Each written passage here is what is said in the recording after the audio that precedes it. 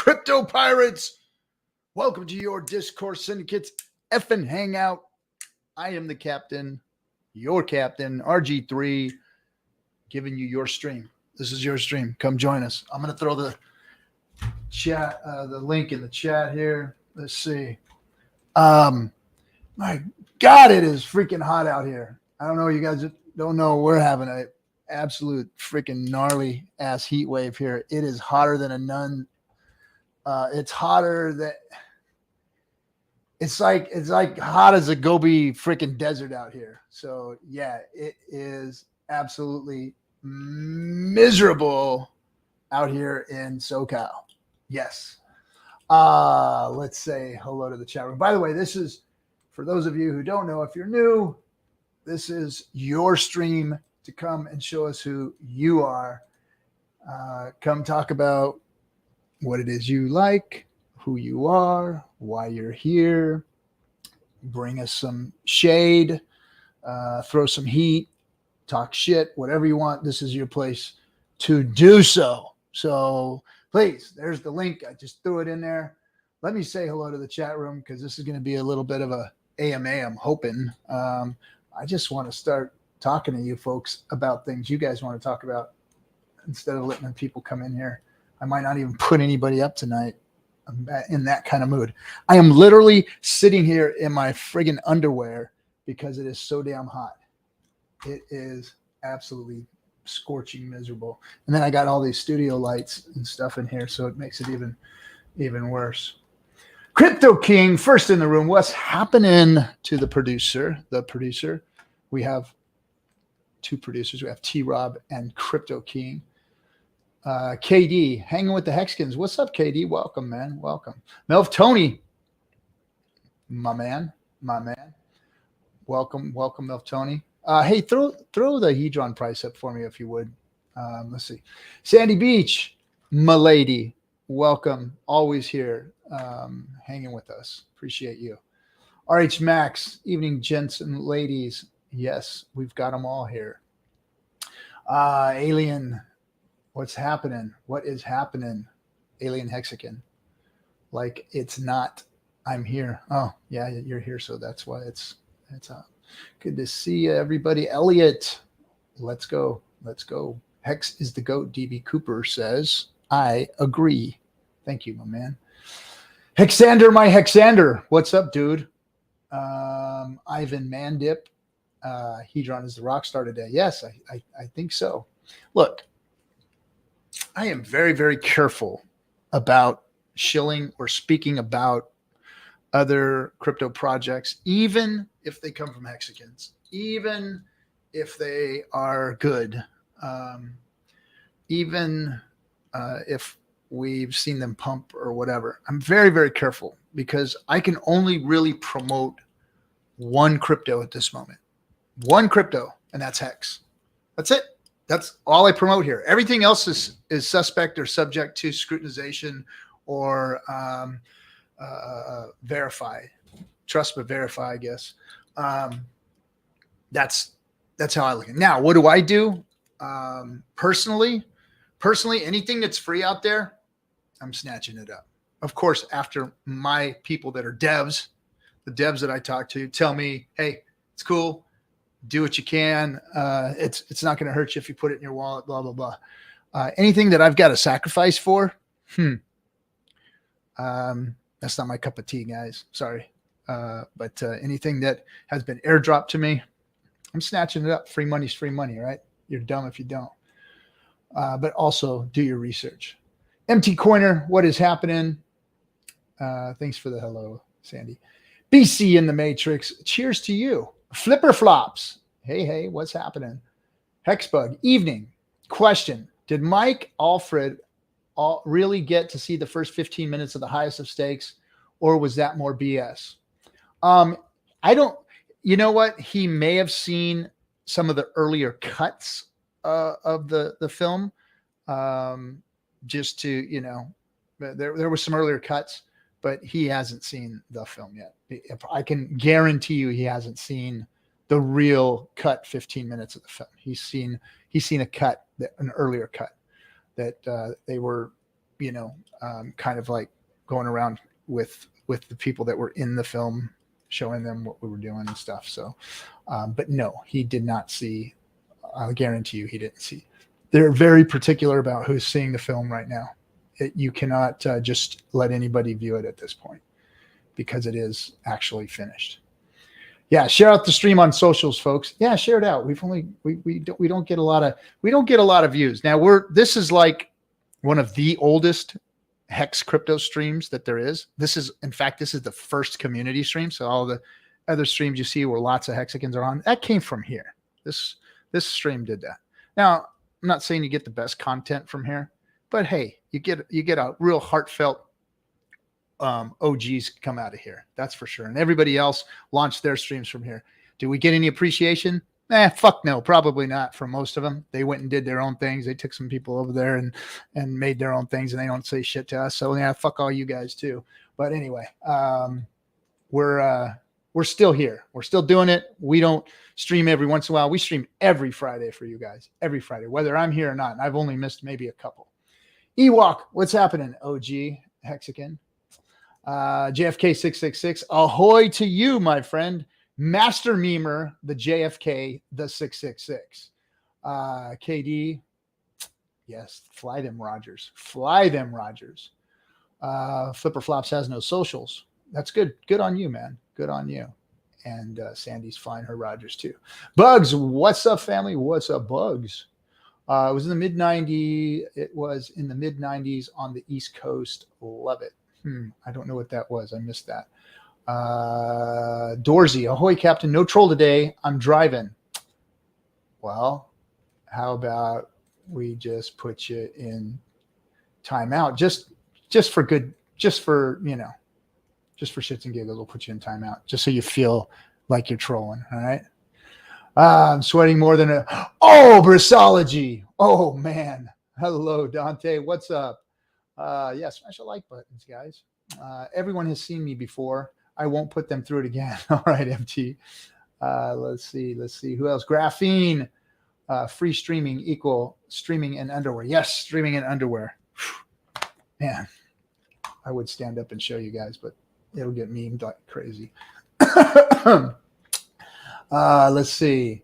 Jonathan Campella. Too negative. The Sapper. That always reminds me of the Shocker for some reason. But anyway, your name, Sapper. Why does Richard debate with dickheads? Because that's all that's out there. That's all that's out there. Is this space is literally full of dickheads. There is hardly any good people in this space. All the good people are in the Hex community. That's where the smartest, most courteous, strongest, well-spoken people are Hexicans. I mean, bottom line, we took all the talent from the talent pool. Sarah G, welcome. Need some exciting news. Crypto right now has been boring lately. I'm in my underwear streaming. But other than that, there is no exciting news. I'm sorry. We are going to be in this for a little time. Scrutinization. And hello, Sarah. Hello. Sandra Larson. I heard Mike got his own DVD of it. You did, huh? You're absolutely incorrect. We don't do DVDs anymore. It's all, streaming. So that's Brissology. Of course, he's a Bitcoin maxi, so he's talking about DVDs. Crypto Gains Club, welcome. Laid back Hex. It's 3 a.m. here, tuning in. Laid back. Thank you for spending your whatever you're doing up at 3 a.m. with us. We appreciate it. Let's see. Let's go, Sandip. I agree. Captain, are you going to trade Hex for any of the perpetual pools? No, I don't. I had a lot of stakes, so I had a lot of Hedron, probably more than I need, and I used that Hedron to, divide it up into those pools. That's what I did. I think that's a good way to do it. You get free money and you turn it into yield generating assets, and it's built on the Hex ecosystem. Hedron has Hex as its little nuclear generator inside of it, making it valuable. So anything that's going to lock away T-shares and is built this good and has proven itself already as it has so far. I'm digging it. Again, though, it's not my cup of tea to promote all these things, but I dig it. Why do people think the documentary and Pulse launch are correlated? They are not correlated at all. Let me just explain that to you. In fact, I just had a meeting with the film crew, and they wanted me to find out where that's coming. They asked me if I'm the one perpetuating that. And no, the film and the launch are not correlated at all. In fact, they went out there thinking they were filming the launch of PulseChain. And when they got there, Richard told them, yeah, no, guys. So they had already gone out there. He didn't even tell them that he wasn't launching Pulse. And they told him, no, I'm not launching Pulse. And that was the time before the last time they went out there. But yeah, no, not correlated at all. We know absolutely nothing. Richard's not telling us. Richard has nothing to do with the film, to be honest with you guys. The only thing that Richard had say so in was whether or not his content was legally able to be spoken about. And his legal crew looks at it and they sign off on it, and that's it. That was it.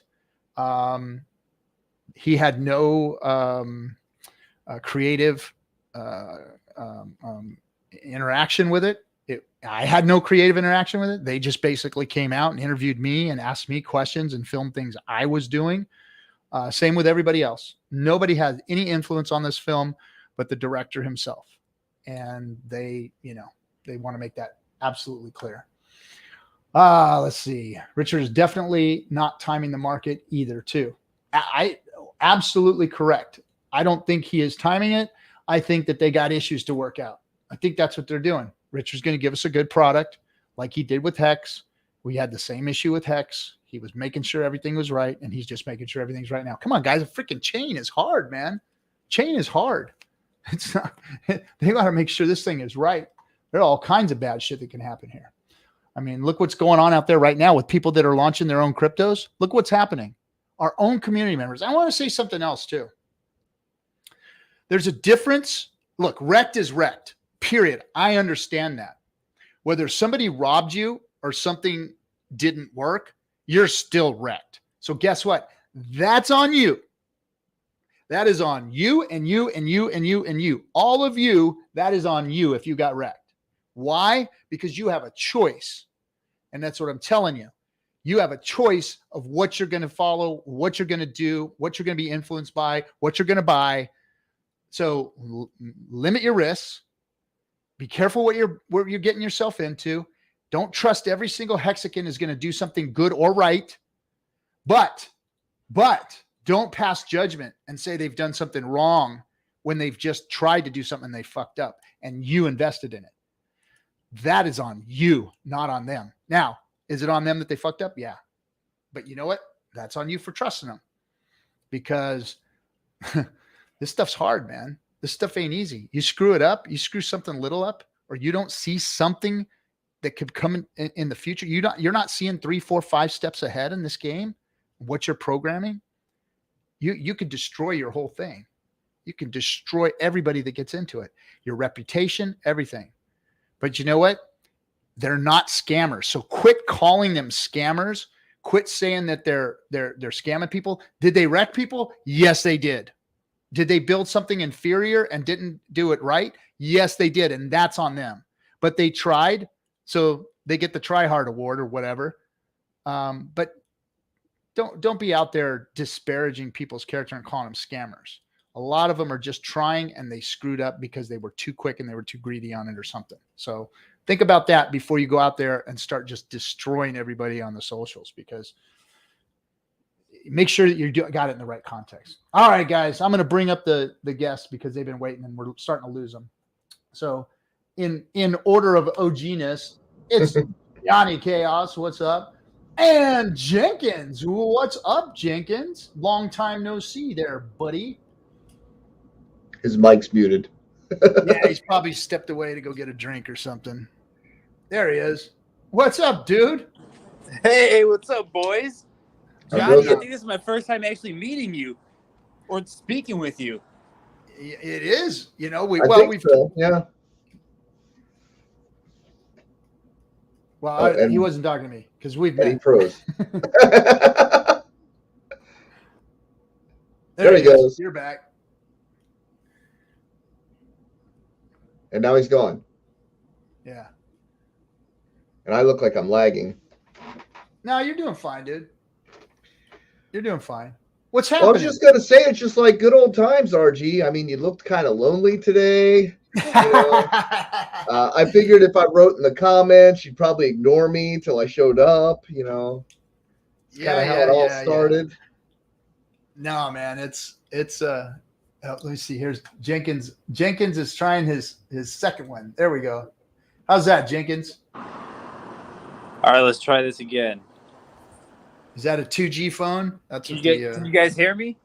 We can hear you. Or you're blacked out, but that's probably because of your internet connection, I would guess, right? Oh, come on. Hang on. Give me 1 second. Yeah. So yeah, just like the good old days, RG. It was crazy stuff when everybody was just starting up their streams and we had 5 viewers. Yeah, we have 5 viewers. Well, we don't have much more than that now, but we still got some Hexicans in here hanging out. So yeah, man. So did you hear what I was talking about? Yeah, I've been listening. I'm curious to if you've heard any word about the Netflix sale, because I heard they were supposed to do that like last week or something, or have their meeting. No. Well, I mean, first of all, all of those things are speculation.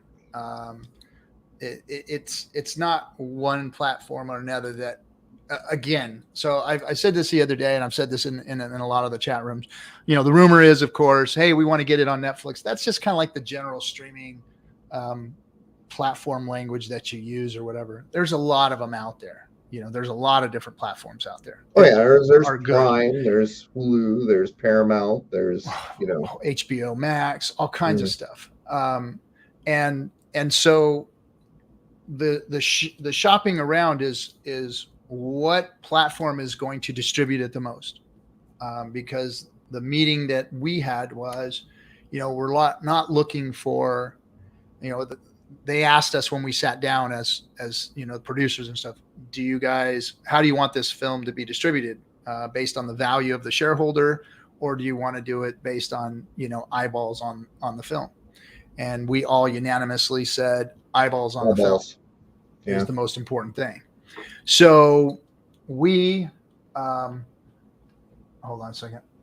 I'll bring you up, Jenkins. There you are. So our meeting was, we were going to see so the streaming platform that offers the most eyeballs is who's going to get the film.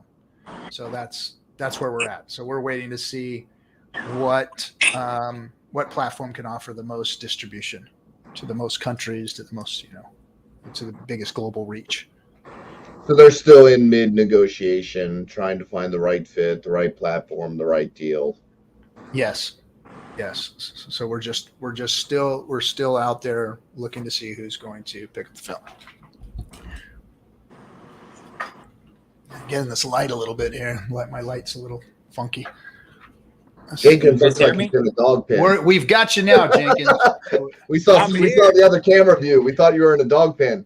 Yeah, we got you, Jenkins. Right now, I'm on this balcony. I'm in Nashville, Tennessee right now. I'm in this condo on a balcony, and I walked too far away from the Wi-Fi box inside of the apartment or whatever. So, but now I'm just using my phone. So nice. So what's going on with you, Jenkins? How you been? Long time no see, man. I know. I was in Telegram actually, and I saw your name pop up with the FN Hangouts link, and I was like, wait, it's Friday, and I don't think I've ever been on an FN Hangouts before. And I remember before I got into Hex, before I got into Hex, I used to watch these. I would see you two and like Wales Only in them, and I was like, man, I want to get my friend that onboarded me told me to join this when I wanted to like join the community. So now I'm like almost 2 years in, I would say, and here's my first time.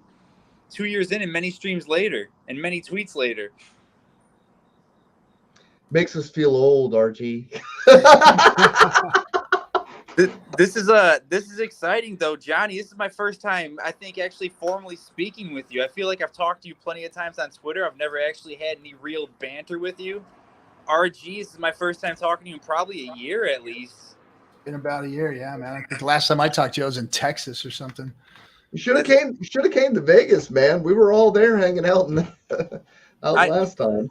Johnny, I don't know if you remember, but I had a friend. I don't know if I want to dox his name, but when you were in Michigan, you had the little get together. I had a friend that came from Chicago. His name's Habibi Hex on Twitter.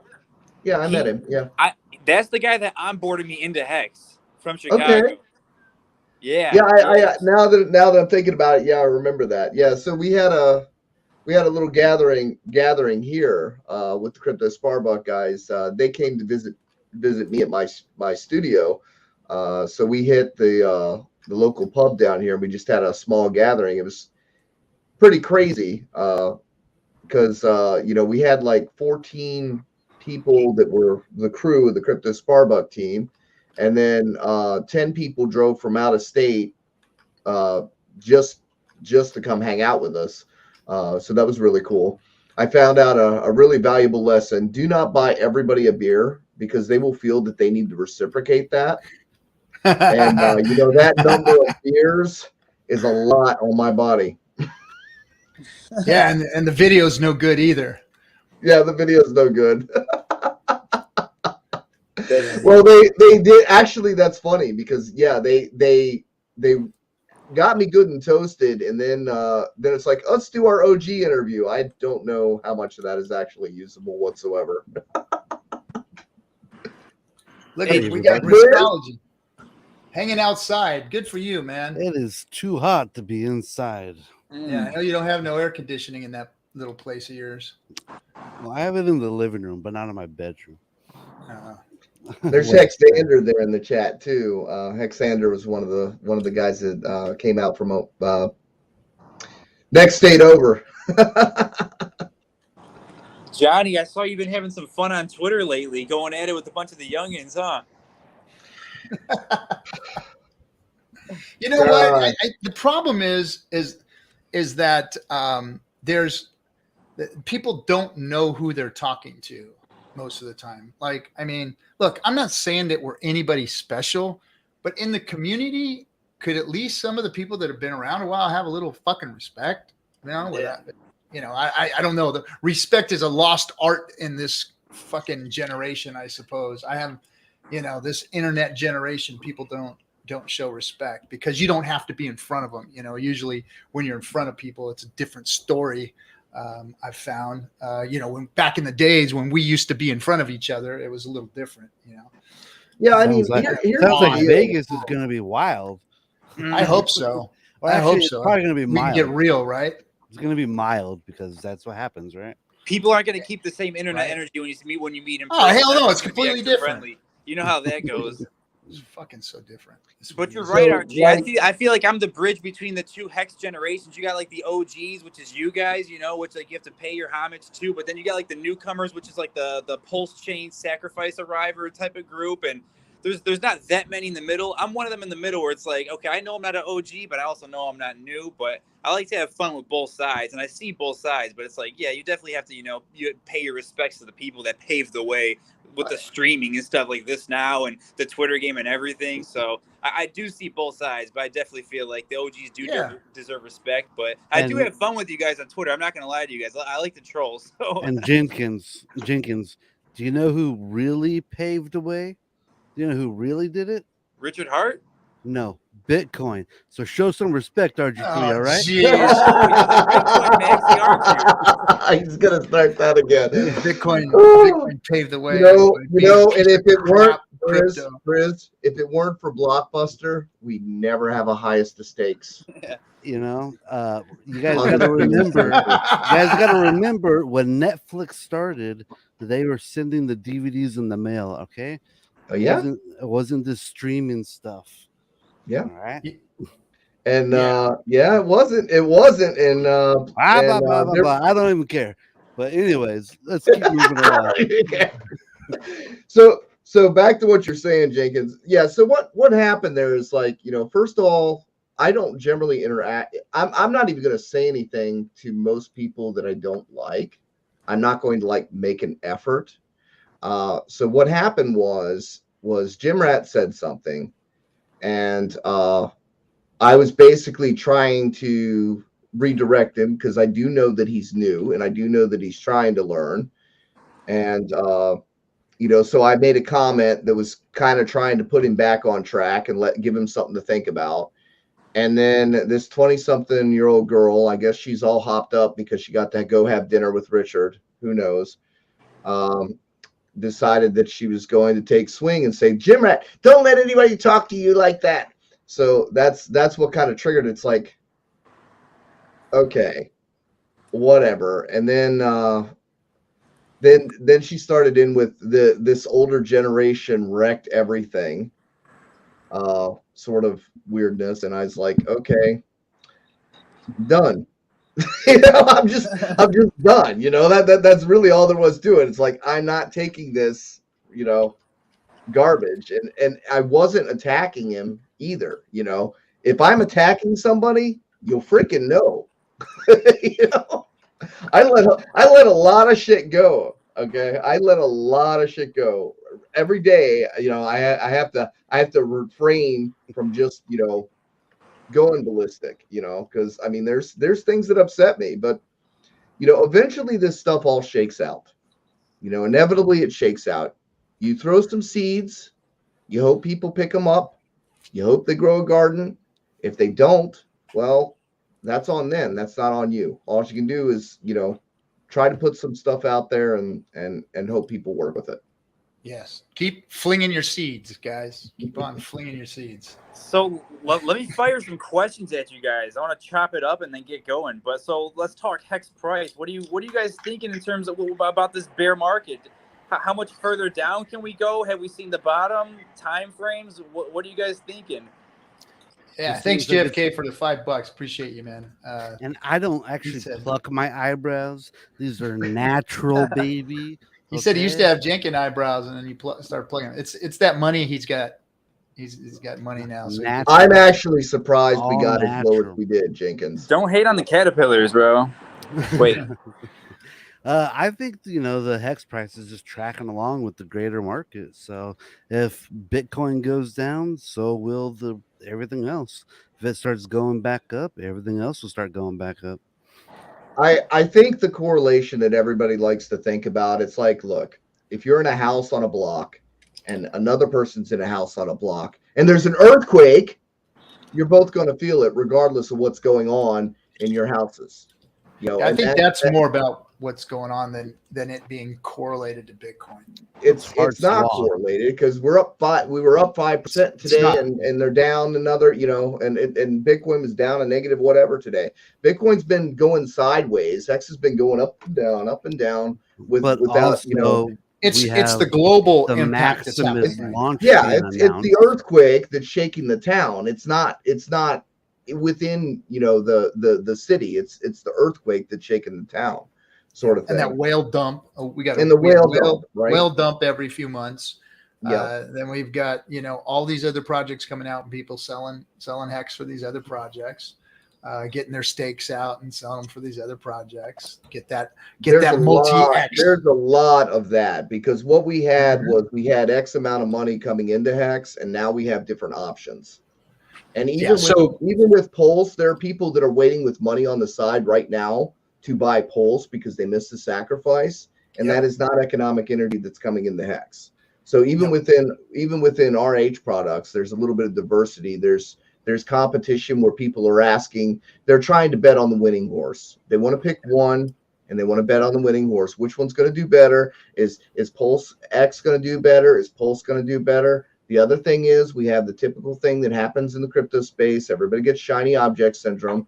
Everybody assumes that everything's going to do better. Everything new is going to do better than the last thing that they were in. So they jump from thing to thing to thing, and they're trying to be all in one thing, so they shift their. I'm not gonna say that shiny object theory is what's going on here. Cause look, Hexicans are smart. And anything that's built well, that's going to enhance Hex and be part of the Hex ecosystem, like this Hedron that's going on right now. The excitement goes to the shiny objects, though. But it's going to be multiple X's, is what people are seeing, and a lot of people got it for free. Well, everybody who got it. But there is no guarantee of that. It can come down just as hard as it goes up. There is no guarantee of that. And what people think is, because we pitched that Hex is the new Bitcoin, right? We pitched that sort of thing. And the problem with that is people get new in their head. And that's 9 out of 10 new businesses fail. This is just typical. I don't think people understand that the things that make Hex work are uniquely to Hex. And I mean, I'm not trying to. I agree. That's why I like to promote the APY of Hex over the X's that it increases, because every crypto does X's, but not every crypto does APY. That's true, but unfortunately, most people, Hexicans get the APY, but the general public APY, just they don't get that either, or they don't know how to. There's just a lot of stuff, man. But see, and you just said it, Chris. You said APY is important, and that's what. And we've always said it. The T-share is the magic. The T-share is the magic of Hex and Hex's success, not the X's. The X's are the shiny object. The T-share is going to make Hex the GOAT, is going to take Hex into the future. Now, because of the uniqueness of what we've found, and what we found is that you can take a T-share now and turn it into a yield generating battery that you can stick into a crypto, into an NFT, into anything, and actually generate yield, Hex yield, generate T-share yield from that crypto that you've wrapped around it. Once you do that, now you've created true DeFi. Now we have a true DeFi crypto. And I don't think a lot of people understand what's happening here.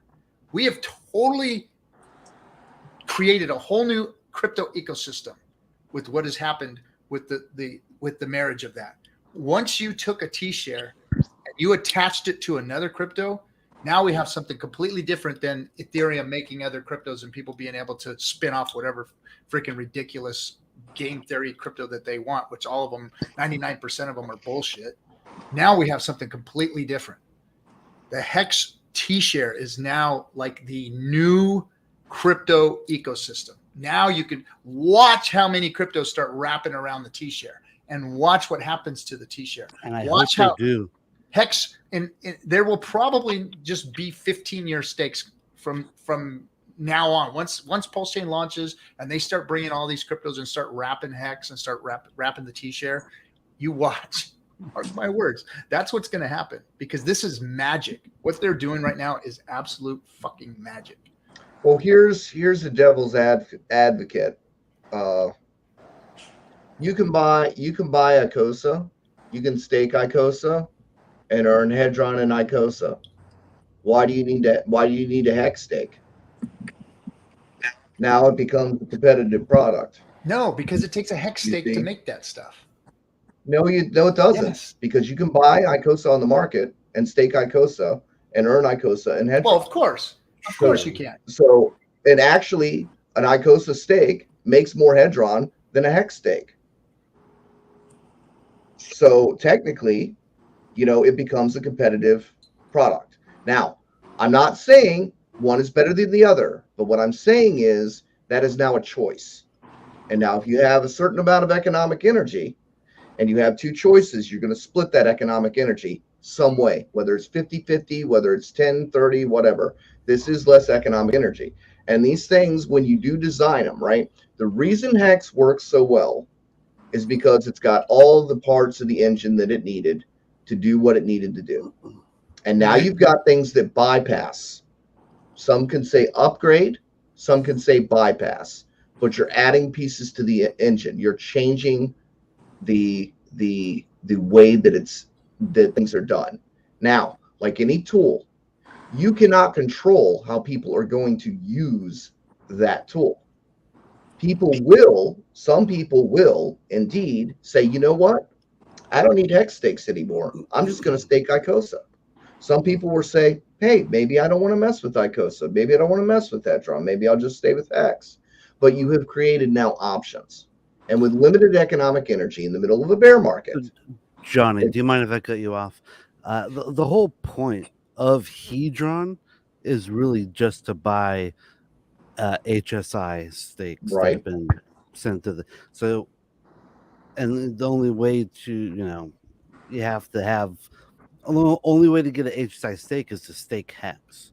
And it's just a tradable. But you don't need HSIs if you're already earning yield, and Icosa can be sold for US dollars, and Hedron can be sold for US dollars. You do if you want to trade the stakes, and that's the whole point of this whole thing, is just to trade the stakes. How a tool is created and how people use it are two different things, is what I'm saying, Chris. Yeah. Okay. You can very much just go ahead and earn yield just from staking your Icosa and Hedron. You don't need to mess with Hex at all. And in fact, if they were smart about it, they would market it as such, because they would be able to onboard people outside of the community. And since they are correlated because they are paired, that would help the Hex price. But what I'm saying is, for the most part, the only people that understand Hedron and Icosa are in our community. So now you are marketing to a subset of a subset, you see? So you have less economic energy. So, but see, what they're doing is they're launching their cryptos from Hex and from that T-share. And this guy, Mike here, is saying, I haven't noticed secret revenue. It's truly an infinite loop of binding energy. And that's what it is. It's the infinite loop that it's creating, that the Hex T-share has created. And there are going to be a lot smarter people I'm talking to people right now in the background that are coming up with some brilliant ideas. I don't know if Richard realized what all this was going to do. I didn't know if he realized what the T-share was actually going to generate. It is literally like a battery. It's like a battery sticking into these cryptos that they would have been useless before. They would have had to create their own energy somehow, their own financial energy. Now Hex is that energy for them. That Hex T-share is that energy for them. And this is going to get very, very interesting, because there are a lot of smart people looking at this and figuring out, look, it's the Russian doll. You just put one on top of the other on top of the other, and that's all they're doing. They're just perpetuating yield and generating it. And this is going to get crazy. This is going to get that's where my style kind of steps in, because I'm the furthest from a galaxy brain, and it takes a really smart person to understand Hex and then understand every other layer to this onion on top of it. But me, that's when I just step into crypto. I just simply just keep it. I look at a chart. I just ride the wave of whatever's working. Hedron's been working in terms of his price performance. That's really all that's mattered. And, I've been enjoying it that way. But the thing I like about these other Richard Hart Hex ecosystem-based products is most of those profits, at least from people within the community, it all just comes flooding back into Hex at the end of the day anyways. But I feel like, it just sounds to the average person how it's so complicated. Hex, you still can't explain Hex to the average person, let alone you still can't even explain Hex to the average person. You can. That's why I'm with me, that's why I see both sides. You got the Hex lovers that are only Hex lovers. You got the new people that are okay, I'm not a Hex lover because price performance hasn't been good for me because I've been in the only for the past year and I've only seen negative 80.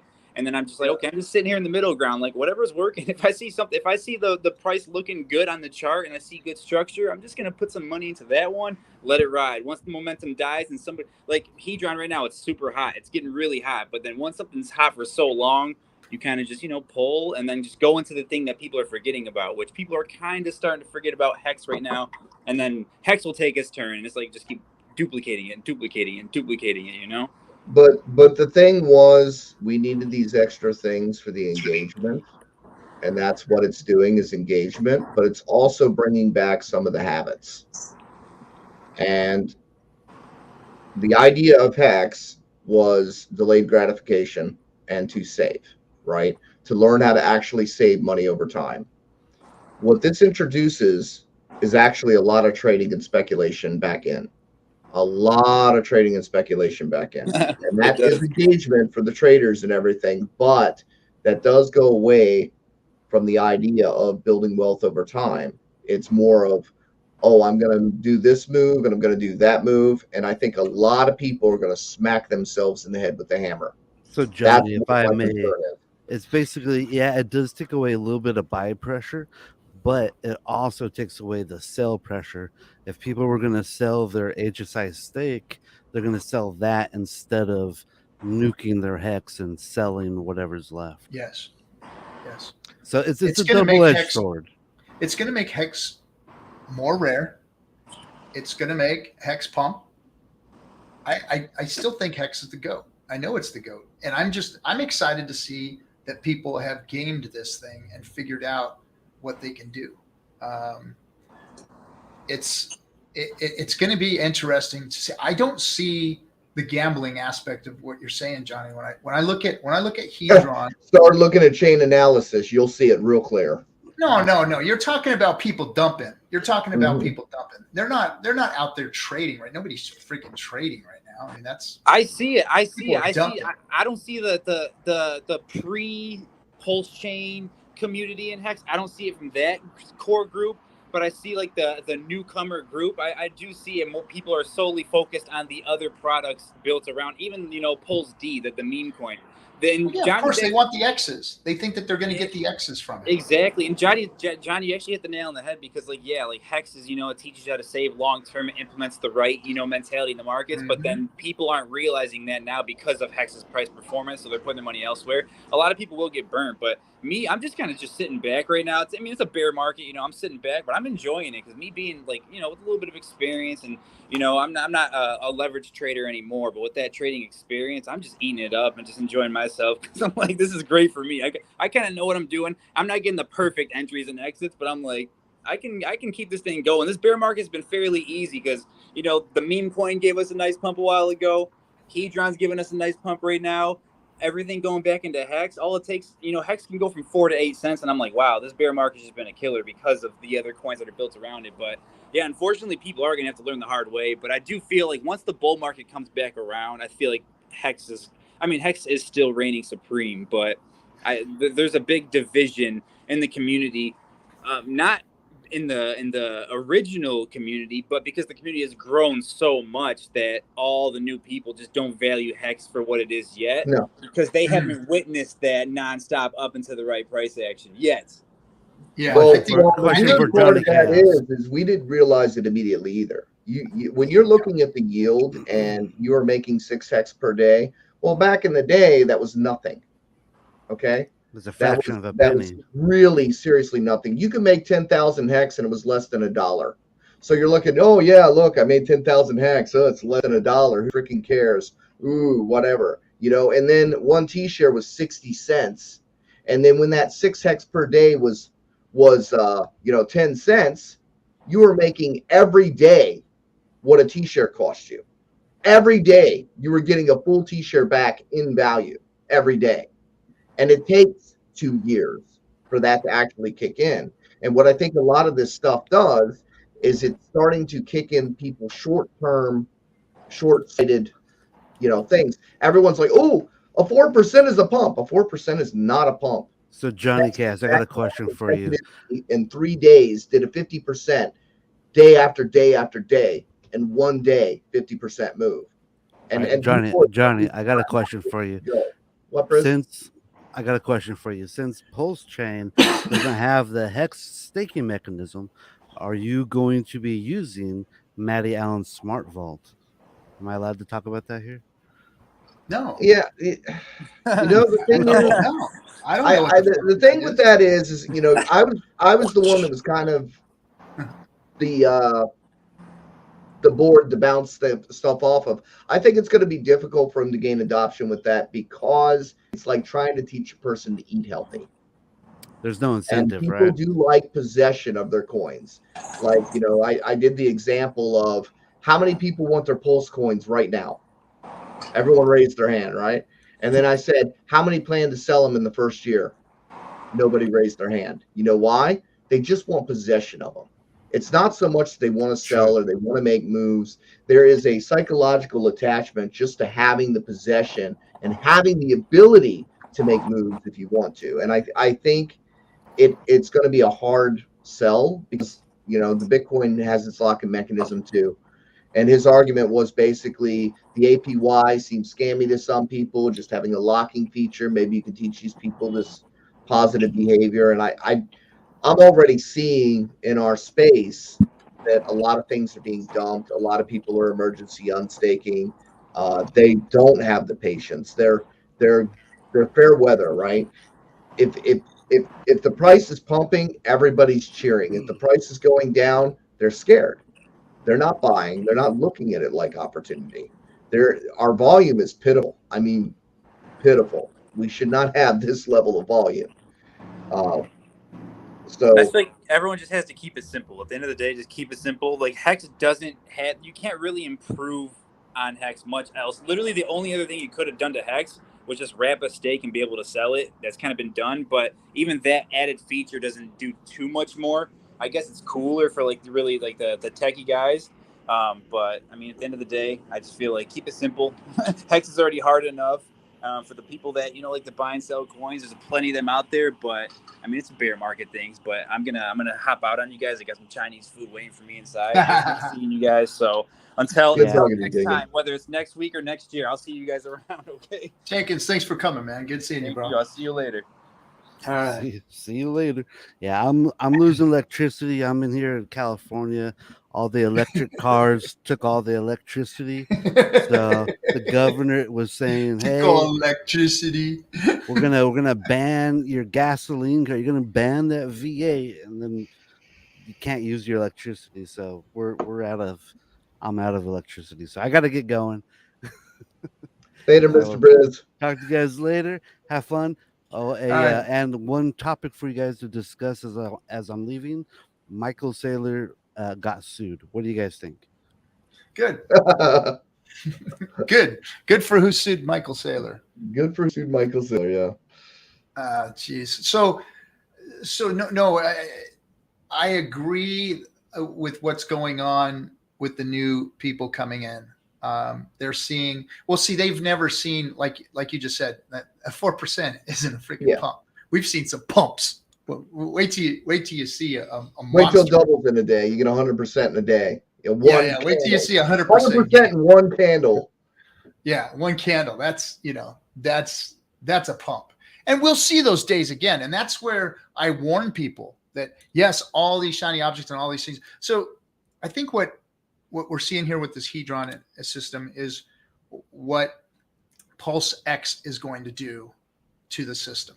Just we're seeing it first here on Hedron, because you're going to have yield farming. You're going to have people using, and again, remember, yield farming, all this stuff is locking these cryptos away, and the crypto that it's wrapped around is getting locked away deeper and deeper. So Hex is going to be getting locked away deeper and deeper, and all these other things are getting wrapped around each other are going to do the same.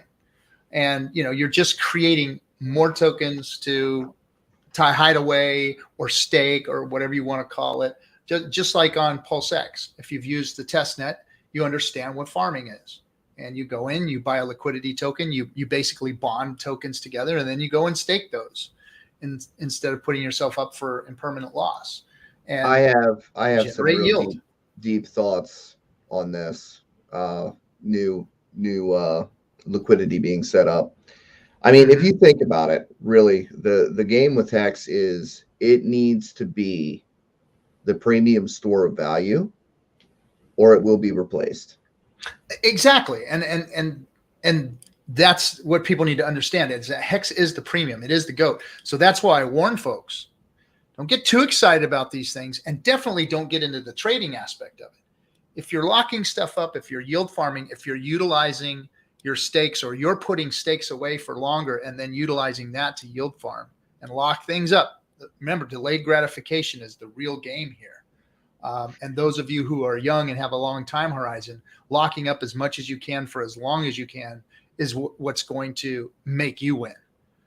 So for short periods of time, you may feel like you're winning, but over a long period of time, Hex is going to be the premium store value. And that has to be true, or Richard might as well just abandon Hex altogether. If that's not true. So now what steps could the OA or Whales take to prevent other things from competing with Hex being the premium store value? For instance, you've got liquidity providing, right? And liquidity providing over on the Ethereum chain, in fact, if you do it correctly, and this is a big if because you can screw up, but if you do it correctly, you can outperform a Hex stake. But it has to be in the right pairing, and you have to know what the hell you're doing. Now, on the new PulseX chain, how would you prevent liquidity farming from outperforming Hex? And the answer to that is very simple. And the answer comes directly from Richard when he said it will be the most liquid pool on the network, which meaning the liquidity farming pools are probably going to be large, which means if you are a small person and you're trying to put money in there, even though you can pull it out without getting absorbed by the fees or anything, it will probably earn you less yield than your Hex stake because of the size of the pools. So that would be one way to keep that in check. The other thing is when people think that the Ethereum side is going to die, well, Hex could be paired 1-to-1 on the new chain, and those liquidity pools can be very large to where nobody actually has enough coins to move that ratio. To move the market, from it would be 2-to-1. It would just be 1-to-1 permalocked.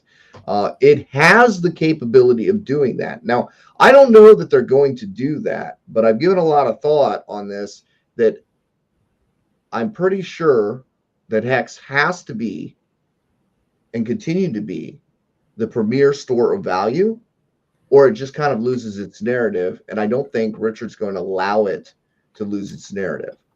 So, and these other things, they are new, and over time they may do well, and that's fine. But I would never bet against Hex. I just wouldn't bet against it. You know, if you're trying to pick a winning horse, I wouldn't bet against it. The other thing is when the liquidity pool pairings are set up, Hex is going to be a multiplier. How many pulse do you think Hex is going to be worth day one? Pick a number. It's going to be a multiplier of pulse. So if pulse is the only unit that is paired with USDC, everything runs up the, it's like a caboose. The caboose cannot move without moving the rest of the cars ahead of it. So, I mean, the way I see it is one Hex is going to be worth a lot of either Pulse or PulseX initially from the initial ratio set up. And it's going to have that effect where it's going to push it ahead. The performance of the other coins that are smaller and can move higher are going to actually push Hex also. So I don't think you really need, because Richard says, and I quote, here's a Richard quote, they will amplify each other. You'll ask him, which coin do you think will do better? And he will say, I think they will amplify each other. And if he's setting up the train track, guess what? Yeah, exactly what they will do. They will amplify each other. Yeah, he knows. He knows. Yep. No, guys, just to let you know, these are the conversations. Johnny calls me and we talk on Saturday afternoons for like an hour. So just going over this stuff, game theory and what can happen. And I know Johnny's been really geeking out on the exchange and what it's going to do. Because I think, Pulse is going to be Pulse, period. It's going to be the Ethereum fork. It's going to give other cryptos the opportunity to be part of this ecosystem, all that kind of stuff, blah, blah, blah. It's the exchange is where everything's going to get really, really interesting. With what's being created here now with the NFT space that has now found out a way to capture the value of the T-share and the exchange. That's where the magic is going to happen. And again, I'm not the technical guy that understands this. but I can see a macroeconomic picture, just like I saw with Hex. When I saw Hex, I said the T-share is the magic. That is where the magic is. That's what's going to make it valuable. We have to figure this thing out, and that's what we did. And we figured it out, and we understand what the T-share is and how it functions. And now I look at these new ecosystems being built, and the T-share is still the magic. And the T-share is still the magic to creating value in Hex. And the longer a T-share gets to stay in the system, the more valuable it is to Hex. So 15-year stakes, and any product out there that is utilizing 15-year stakes or is encouraging 15-year stakes to be created are going to do nothing but help Hex. Because what's going to end up happening, this is my swan song, I keep saying, is Hex is going to become so rare that you will be waiting in line for people to unstake their Hex to get some Hex. It will disappear. It's going to disappear into all these projects. And some of these projects, for instance, the Hex Investment Trust, our product, is locking it away forever. It's not redeemable. It's another OA. And there are going to be other products that come out that are going to lock Hex away indefinitely. You won't see it again. And that's just going to make Hex rarer and rarer and rarer. And the price of Hex, when Richard said this a long time ago, when we were first launching our streams, he used to say it often. I don't think you guys realize how high the price of Hex can really go. The price of Hex can go exponentially higher than any other crypto that's been out there because that has ever existed. That has ever existed. Put that in your pipe for a moment, guys. Hey, we got to bring this guy up because I know he's out there in crazy. Oh, he just disappeared. Damn it. Our buddy. Yeah. So nobody knows what's going to happen because this is all speculation, right? We only know what we're told. We do know that. Yo, hey, Mr. Kool-Aid. Hey, what's up, dude? How's it burning? We have Cosmic Cowboy over here, and then Mr. X-Ray Vision right over here. Wow. Up, we are out here. We're trying to figure out sound and dynamics, and we literally hopped over here the night before Big Burn to be with the fucking Hangout. What's up, Hexicans? Captain, we got to get you out here next year for sure. Next year for sure. I am there, man. I am there. Next right, year, I will not miss it. We are going to bring this Burning Man energy over to Vegas. Are you going to be there? I am going to be in Vegas. I will be there. Nice. I ain't selling no 4-cent Hex to take a $5,000 vacation. So y'all gonna have to miss out on me this year. Sorry. Hey, Wake Dog says, guys, it looks like a D&D party over there. It's not that crazy yet. I am behaving. I just ate dinner. There is no shenanigans at the moment, Captain.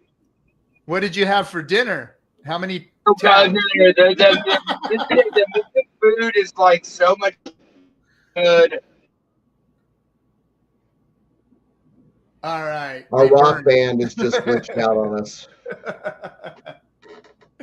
Oh man, that's cool. cool. The layer of Goliath. But the food here is fantastic. The energy is here is fantastic. It's Hexican Central. It's actually being building, creating, and doing out of the middle of fucking nowhere. Like, Captain, when we talked, when no one else did anything, no one understood the calculated stakes, no one understood how to use their webcam. And we built, we created, and we did. Same thing with you, Johnny. You're a proper fabricator, right? You know what I mean? So when you create, you inspire. And when you come to Burning Man, you go out in the middle of nowhere and build what you fucking can. And if it breaks, repair what you can. That's all you can do. Bottom line is that we supposedly support freedom of movement, freedom of speech. We sacrifice for it. This is where it's actually happening. So, oh man, I can't believe we got you guys. Thanks to Starlink and Hexray Starlink. That's right. That's right. Nice. I'm so old. I only go to Heartburning Man. Heartburning Man. Yeah, that's good. That is So- good. so Right on, just- fellas. Well, thanks for joining us. Johnny is just about to go into something. Just to finish up, I just want to say, like, look, we don't know everything is going to be based on how the initial liquidity pools are set up. All bets are off until the basic liquidity is set up so that we can see what it does, right? You can speculate till you're blue in the face trying to beat the bet on the winning horse or whatever, but you're not going to guess that until the liquidity pools are set. And then you're going to have to see how they behave. The other thing is, no one has ever done anything like this. No one has ever brought over the whole entire wait, dog moves on screen. I was about to say that's not our guys walking by. Yeah. Yeah, I don't know who that was. But let's get I gotta read the comments now. But Yeah. we don't know how this is all an experiment, but I will tell you that the liquidity ratios are what you need to pay attention to how the game is played. And Richard is opening a brand new store, and he gets to set the prices wherever the hell he wants. Yep. Some of the That's liquidity key. comes over and it's That is key. bonded. Do what? That's key. That is So- key, because that was the conversations you had earlier, that that those can be set to where Hex would be very, very hard to move, very, very hard to change move against itself. Hex versus Hex. You know what I'm saying? So I mean, and the liquidity ratios can be set on PulseChain, and there can only look. It's Yep. kind of a waste of money to set up a liquidity pool if you're the one providing the liquidity to provide Hex USDC, Pulse USDC. Because then you've got to split all your resources into 3 different places to have those liquidity pools. Why would you do that? Lots of impermanent loss. When you could literally just pair it with Pulse and let that just run right down the rails. So that anytime Pulse moves, everything above it also moves. So people are like, look, the liquidity pools can't be big because the price won't move. Richard knows the price won't move, so he won't make the pools big because the price won't move. That's not true. The price will not move if the liquidity is heavy in USDC, right? Or whatever the stable coin is. But if you have a simple one pairing with one item with that USDC value, everything will correlate and move together. Finally, you guys get that correlation that you want so damn bad. I hope you're happy. Quit trying to bet on the winning horse. You want to be in all of this. All of it. No, Johnny, I definitely agree with you. And the real trick you have to play is the bonded liquidity between one pair and the other pair post-bridge. Anyone that you and I and all of us OGs say do not play pre-bridge. You're literally gambling without a mind. But when you have liquidity on one side,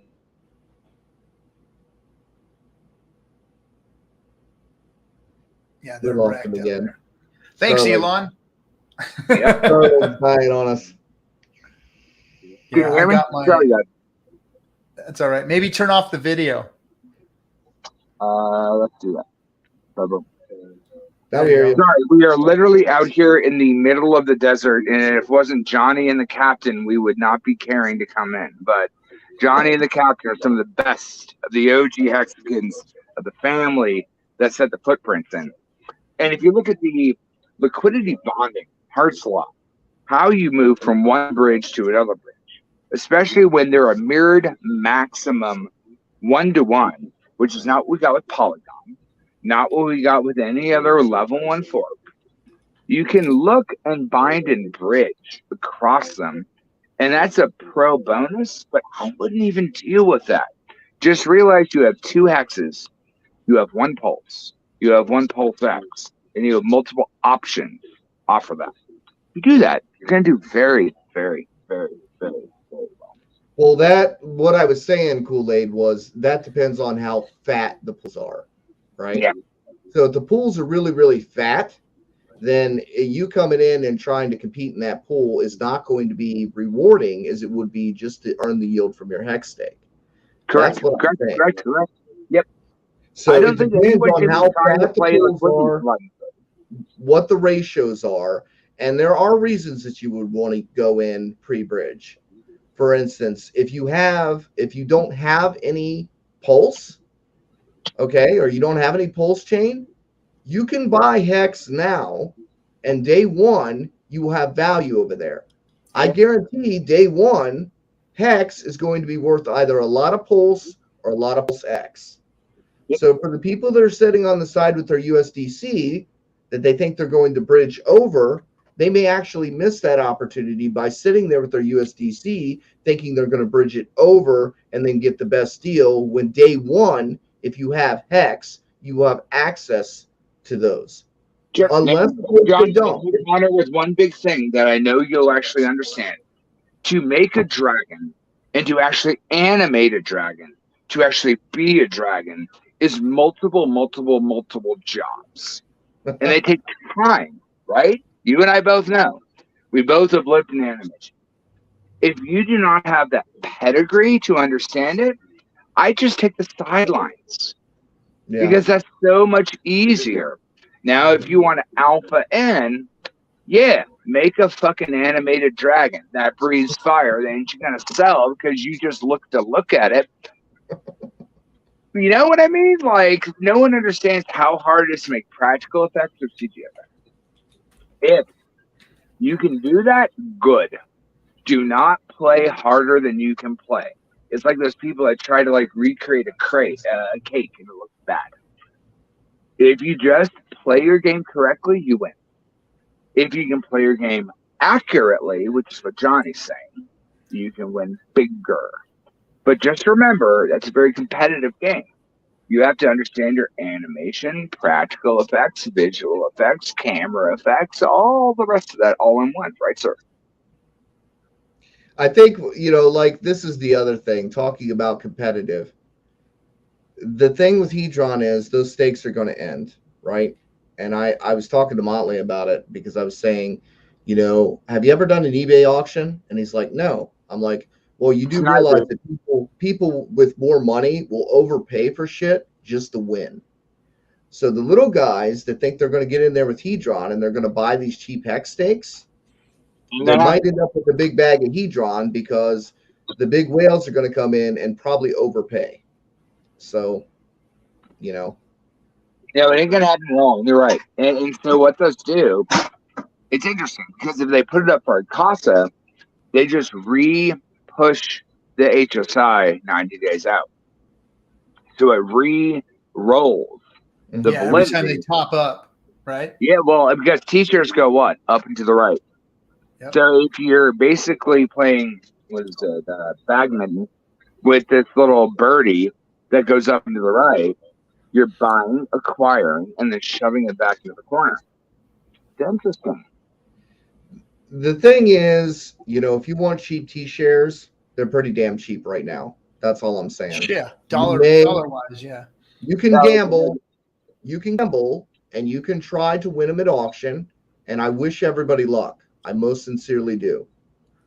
But I know how much Hedron I produce, and I know there are people that produce a lot more than I do. And I know there are a lot of people waiting on these stakes, and I know how auctions go, and people will tend to overpay in order to win. And if they have more money than you, this is where the little guys get burned. And I don't like it. I don't like it when people get this hope in their head that they're going to get lower prices or they're going to get a better deal by sitting on their ass and waiting. But then after chaos, like I've literally been telling people way back then that wrap T-shirts is the ultimate thing. And nobody believed me. And Alex made it. And it dumped as fuck. And I told my private group, I don't have liquidity. I'm fiat poor. I'm crypto poor. If I were you, I would DCA it. And like since I've been at the burn, 2.5 weeks I've been out here in the desert. It's what, 4x, 8x. See, even Crypto Slaw says HSI will probably not for a discount. So while you're waiting for these cheap auctions that you think are going to happen, you are missing the opportunity to buy Hex at all-time lows. And that's the point both of which, and you're right, Johnny. Both intrinsically work. Hedron cannot be made off of it cannot be made without a T-shirt. Yes, it can. And those that have Hedron, but it can, and actually at a higher rate than a hex stake. Now you can make Icosa from a staking Icosa, and you can make Icosa from staking your Hedron. At a higher rate, taking your Hedron, selling your HSIs, and then rolling that back into an auction, and then from there rebuying back. Yes, if people are doing that, but you really don't have to do any of that other thing. Like I said, that's where the issue is, because you really do have an expansion set that does become its own standalone game if people choose to take it that route. And not that I would say that people should, but what I'm saying is you create a hammer and people will either use it as a tool as intended and drive the nail, or they use that hammer and they crack themselves in the head with it. You can't tell them what to do with their hammer. The tool is out there. They're going to use it how they see fit. And when you create levels of complexity, people may not use it for the intended purpose that you created it for, right? Farm tools can be used as weapons, Sure. So it just depends on you can make the thing with the best intentions. A pencil's used for writing, but if you stab somebody in the eye socket with it, you can kill them. Nobody that invented the pencil intended for somebody to be stabbed in the eye socket with it. There's also the term, like you said, a hammer and a nail, but there's also a hammer and an anvil, which is a military tactic to how to smash people, how to bring them in, right? So, like, ideally, us as Hexicans, we build. But we have to understand the hammer and the nail, which is the building side, and the hammer and the anvil, which is the attacking side. So, both of which are accurate to understand. Well, I'm not trying to FUD anything, and that's what upsets me, because I am just by design, I look for points of failure. I looked for points of failure in Hex, and I only found one, and that was Ethereum gas costs. That was the point of failure of Hex. Sure. And I saw that from the very beginning, and it bothered me a lot. But that was the only flaw that I could really find, or chinks in the armor, so to speak. The more levels of complexity, I knew he'd come. I knew he'd jump in here. The more layers of complexity you add, the more surface area you have. We got Flock. How are you, buddy? All the love. What's up, guys? Yo, quickly, I would love to go to Burning with you someday, man. It's on my bucket list. I got Hexer here. I got a couple other Hexicans, and it's wild. It's just like I send. I've been trying to send the captain fucking pictures, and I get one. Sending me pics. Yeah, well, I haven't seen any good ones yet. Coffee's much better at sending good pics than you. That's for sure. I just got to tell you. I'm in the middle of nowhere. Coffee has never been in the desert. He ain't in Chicago. Oh, but you should see the places Coffee has been. Hey, cool. Give Hexray a big hug for me, man. I owe that guy. Hold on. Hey, hold on. I'm going to turn on the camera real quick. So, camera. Hexray, what's up, man? It's good to see you. I hope you're having a great time, man. I'm jealous. Yeah, so we're running on low Wi-Fi, so back off camera, but all the love for Burning Man Sloth. Hey, no, go back. Good to see you, Kool-Aid. Oh, no, I lost it. Yeah. So, Mr. Sloth, come back. What's up, Johnny? You don't think I'm beating up on these things, do you? Huh? So, no, I think Johnny, I think you offer very fair criticisms and a good perspective. I think macro-wise, I think you're incorrect. Personally, but I think the considerations you bring to the table about Hedron, the value of Hex at the 90% dip, I think it's all correct. My personal view on it is just a little different, and I think we can contribute that a little bit to is I'm not a Hex OG, right? Like I personally see Hedron as a way for me to grab a market share relative to other people that I wouldn't be able to get personally buying Hex even on this 90% dip. And that's just because I've been in Hedron from the very beginning, and I've seen the value proposition of it, the way in which it's synergistic with Hex, and that it pumps Hex ultimately. And so when I think about where I'm deploying capital and where my humbly admitted few dollars would go the longest way, the proportion in which I dollar cost average into Hedron over time versus Hex ended up on the Hedron side. But that's because it's my personal situation and based on my personal education, right? Yeah. But that does support the point that I was talking about earlier, that you have a different option. If there was only Hex, then you would be buying Hex. Absolutely. But instead, you're putting a certain portion of your allocation directly in the Hedron instead, because you see that as the potential larger gains. And yes, there's nothing wrong with that. Answer. Because it's a derivative of a T-share. And those, the one thing when Alex put out wrappable T-shares, which is what I talked to the captain about way big payday before I offered Hexo fucking software, talked to Motley. Now he talks about B shares and wrappable utility. If you haven't been a Hexo G, the Hedron wrapping of the steam engine, which is the caboose, the T-share is the steam engine. If you can get the steam engine, fantastic. But you should probably get a little bit of the caboose, because the caboose will move faster than the other. See, so the thing is, if you think about it, the idea of Hedron is you stake your Hex, you get free Hedron. Right? So why would you buy Hedron instead if you're getting it for free for buying the other thing? So the theory behind that is great. But you can also, because you would think you would buy Hex for that, but you just pointed out that there's a triple down. So Alex moves complexly, which I like. You can use your Hedron to buy HSI stakes, which are mostly 15-year stakes.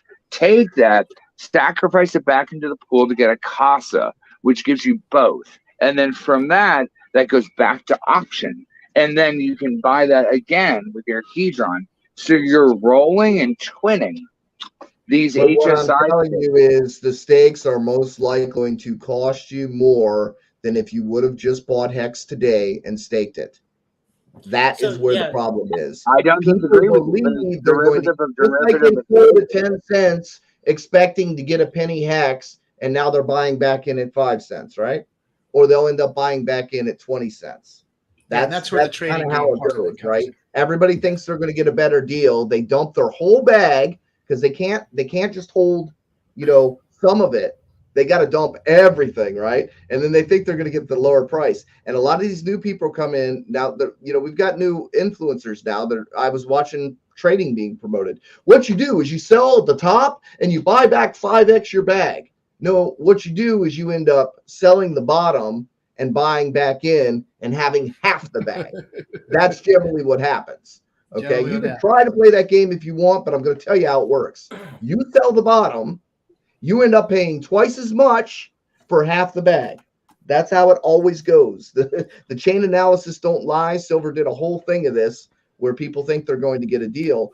And this, I think I'm going to get a deal thing is you don't know the deal is there till you walk into the green candle. That's when you know you were in a deal. It's hindsight, right? So that's the whole thing about Johnny, when everyone was heckling out Lawrence way back in the day, and Silver's a very, very, very, very, very good friend of mine. Yeah. They didn't appreciate how much fucking work he did. I mean, he did a lot of work. AI, $1,200 a month. And they were bitching that people had to pay to use his data. And I'm like, really?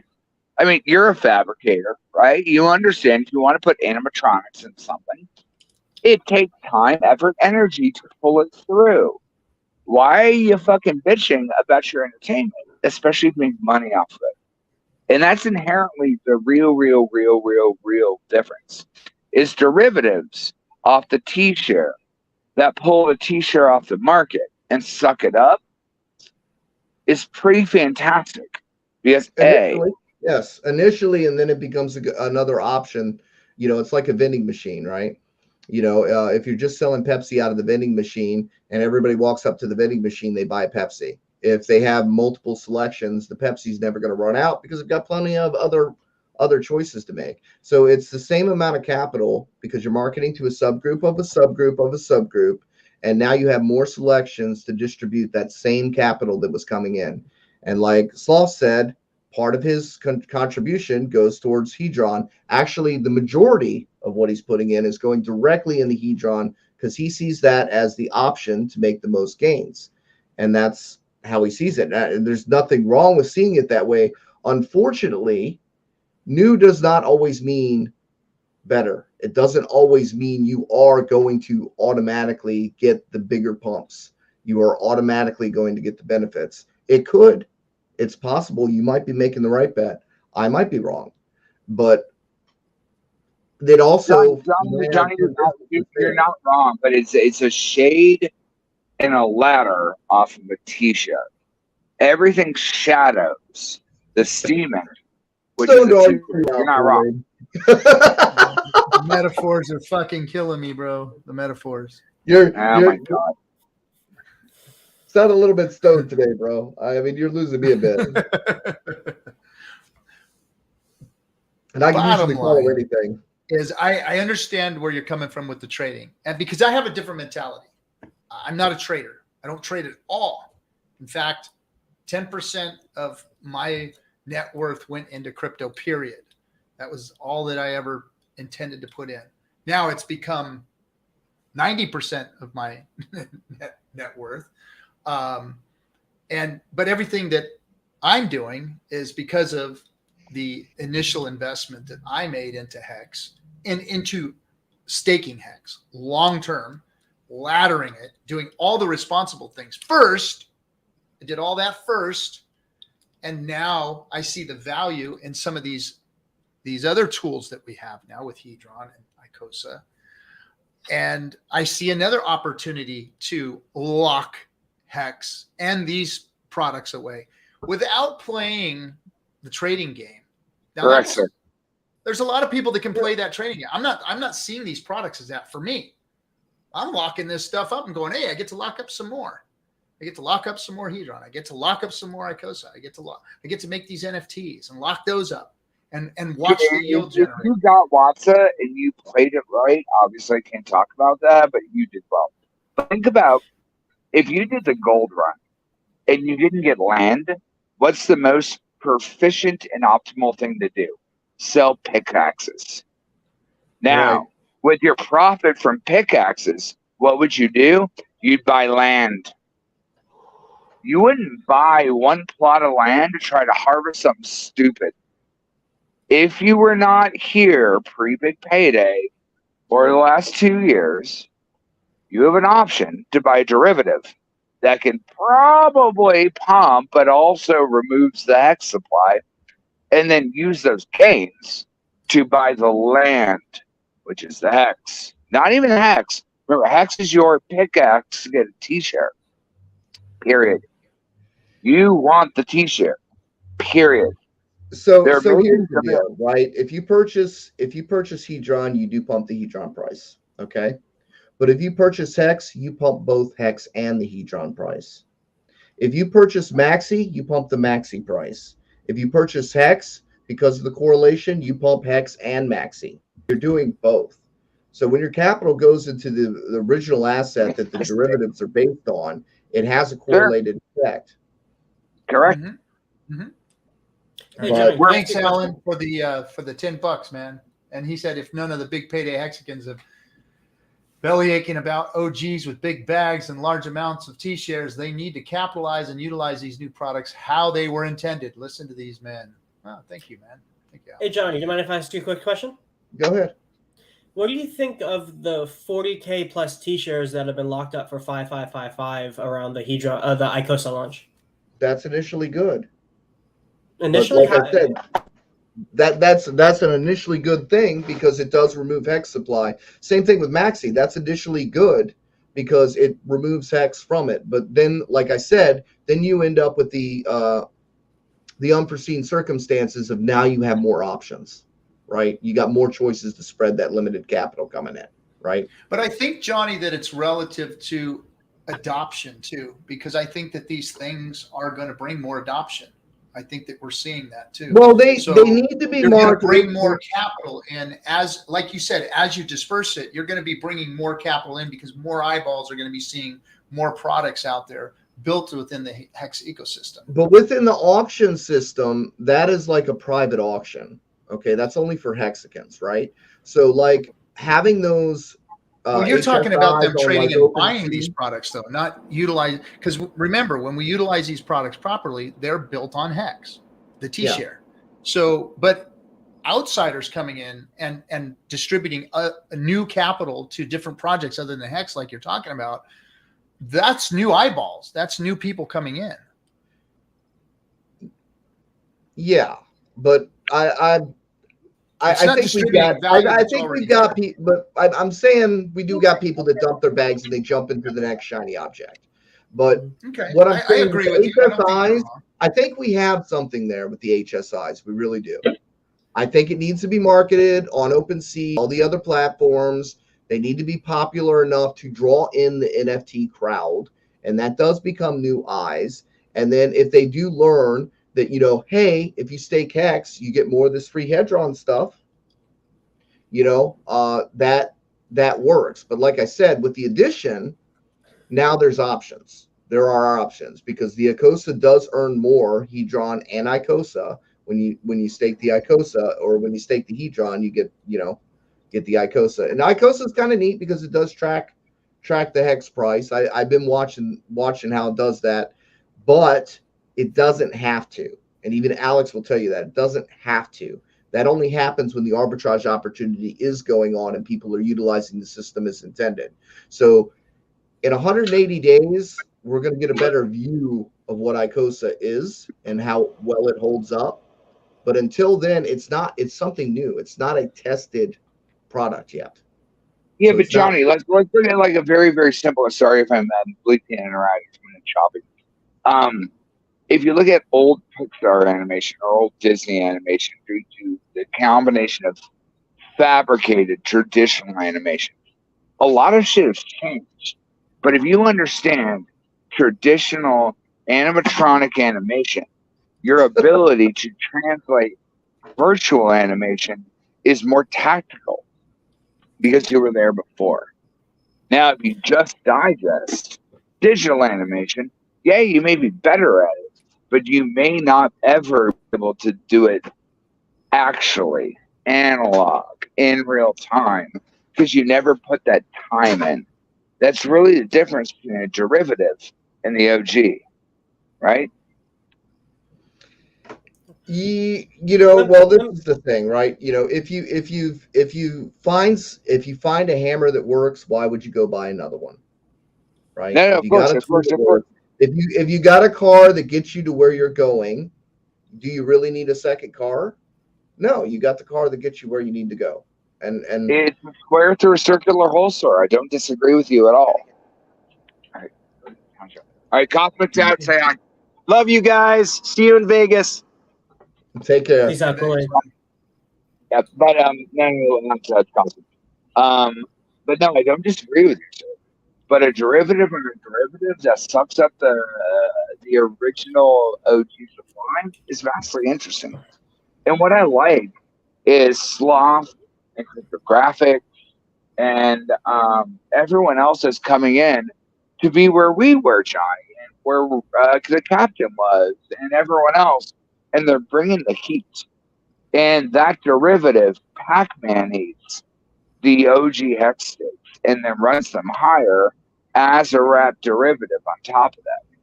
Actually, vastly fascinating if you really look at the brass tacks of it. It is. There's a lot of neat things. What's being done? There's a lot of neat things, and I think Alex and I think Dipcatcher and them. I think they all have great intent. And I do believe 100% they designed it in order to complement the Hex price. Yeah. And except for the fact that, like I said, you end up with unforeseen circumstances, and you do end up with people that are using it improperly or using it in a way that maybe they didn't necessarily imagine them doing with it, right?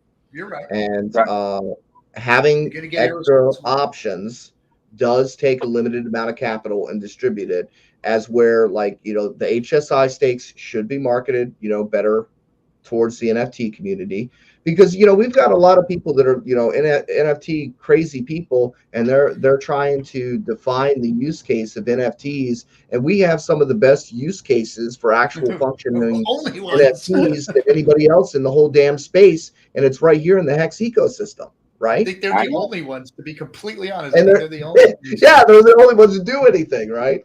So how long have I been talking about the real definition of an NFT? What, year and a half? 2 years? I don't even know anymore. It's been too damn long. If you have a social security number, they use the social security number as a mamushka doll that can utilize DAOs, oracles, and all the rest of that. I don't know what to tell you. But yes, the Hexicans are smart. And that's why we're Hexicans. What derivative all goes back to our yield-basing steam engine. Wherever you are on the level to the caboose is perfectly fine. What matters is that you take your wealth and change something of yourself to actually build, create, utilize, and actually do something worth your time.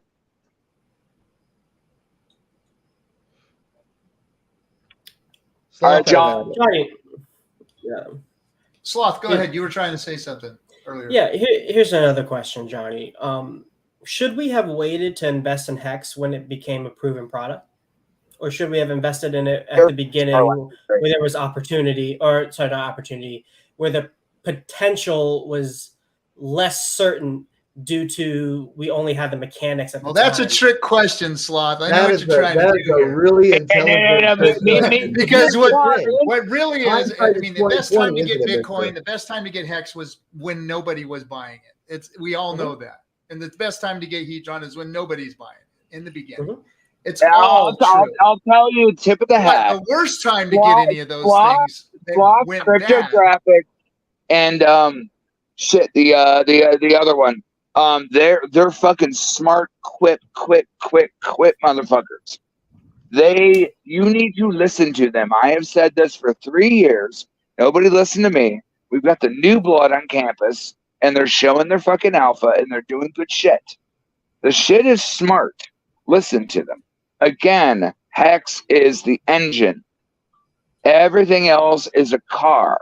And the car will move faster the more the engine gets depleted. So do that. Pay attention. Do your fucking homework, which is what Roy and Chaos and all the rest of everyone has told you. Everyone. Watch, learn, get involved, be part of the ecosystem. Hell, I'm in the middle of the desert, 30 miles away from civilization. But I popped in just to say hi to the captain, and I saw Johnny was on. I'm like, hell. And then Sloth came in. I'm like, hell. These are good fucking people. Listen to them. Learn from them. All right, gentlemen, I have to fly. I'm at Burning Man. All hail to everything. Go burn. Have fun. See ya. Take care, guys. Peace out. So anyways, I asked a trick question, I guess. Well, what was the trick I was playing? No. What you did. You know the answer to that. Obviously. Yeah, the answer to that is, but you're talking about risk, though. That's what we're talking about. But I'm going to throw this down for you. Mm-hmm. You know, was it good to buy the Luna dip when it dropped 95%? All cryptos dropped 95%. That must have been the bottom. Then it dropped another 95%. Then it dropped another 95%. You see, everybody was saying that Luna and Voyager and Celsius were all the good things. And if you would have invested in those, you'd be flat broke. The only thing that's still standing is Hex. These things, new things, and until Hex, pretty much everything fucking died in 2017. I have already been through that war, right? I heard this is going to do this coin, this is going to do that coin, every coin, right? And most of them have failed. But you know what? They're still up just a little bit more than they were back then. So, Johnny, I think that's the problem, bro. I think that's the problem, is that you and I have a different perspective than these people coming into this space today. Now, these are new people coming into the Hex ecosystem. They're excited that the new things are coming up, and they see all the potential, but they don't see any of the pitfalls. And 9 out of 10 businesses just look. I don't think they're not looking at pitfalls. I've heard them talk about pitfalls too. And what but were the I think pitfalls what they're of doing Hex is when they're it first came out, when before it gained a large market share of the greater crypto space? what was that, Sloth? I'm sorry, I cut What you were the off a little bit there. pitfalls of Hex? Mm-hmm. The pitfall was OA. the Ethereum gas fee was the only hole that I could find in the armor. The was OA. Ethereum gas dependency. Mm-hmm. The OA. You got to And say the the OA. OA. Because the OA was the unknown in the beginning. Just like we were in the spot that these guys are in with Hedron right now. When the OA, when we were shilling Hex, when we were 100% behind Hex, we didn't know what the fuck the OA was going to do. We did not know. Boy, But we were we told, thought though, we did. weren't we? We were told on a daily basis that it was going to dump on our heads. That's what Oh, we yeah, were we told. were. Now, let me ask you this. So considering all of these potential negatives, and at the time they were real because you didn't have the context that we have now to base them off of, was the mechanics that were known at the time worth investing into Hex, putting in the context of the potential negatives at that time? Damn straight. That's It was. no-brainer. We did 10,000x gains on our investments. Well, We didn't know it was going to do the 10,000x that quick. I mean, we were hoping for a penny. Honestly, a penny was a dream back in the day. Songs were made about a penny Hex. Now, let me ask you something. What were the fundamentals that were based on that speculative decision to allocate capital to this new thing that had large amounts of external FUD against it that at the time seemed legit because you didn't have the hindsight to contextualize it with? The fundamentals that we liked about it that made us willing to try. Mm-hmm. Well, for one, we had a highly motivated founder that wanted to prove a point. Number one. Mm-hmm. Nobody was able to produce any evidence to support any of their accusations, towards him to smear his character. They all had, their ideas of what they thought things were, but they didn't seem to have anything substantial. And the other thing was it allowed you to actually mint your own coins with no counterparty risk and no middlemen, and without having to buy expensive equipment. And it actually allowed everybody to participate evenly in the system. And that wasn't done. You had to give your coins to somebody. All these things would fail. Exchanges would keep your coins. I looked at pricing mining equipment and what it would cost to actually get like a Bitcoin mining facility running. And it's like you started a net negative. And this was a way that you could start at any level with any amount of money and produce your own coins and have a passive level of income. And that seemed like, the reason why, really honestly, I was done with crypto. To be honest with you, I was so over crypto. When I listened to Richard Hart, I said, look, if this guy does what he says he's going to do, okay, I'm going to give this one last shot. Let me see if this does this, So what I heard is everything failing. So what I heard is, you had a what's the word I'm looking for? You had an eccentric and captivating founder who was supporting the project, and you also had decentralized trustless yield, which simply just didn't exist at the time. Everything was riddled with counterparty risk, correct? Yep. I didn't hear you mention the T-share. Did that play a factor at all?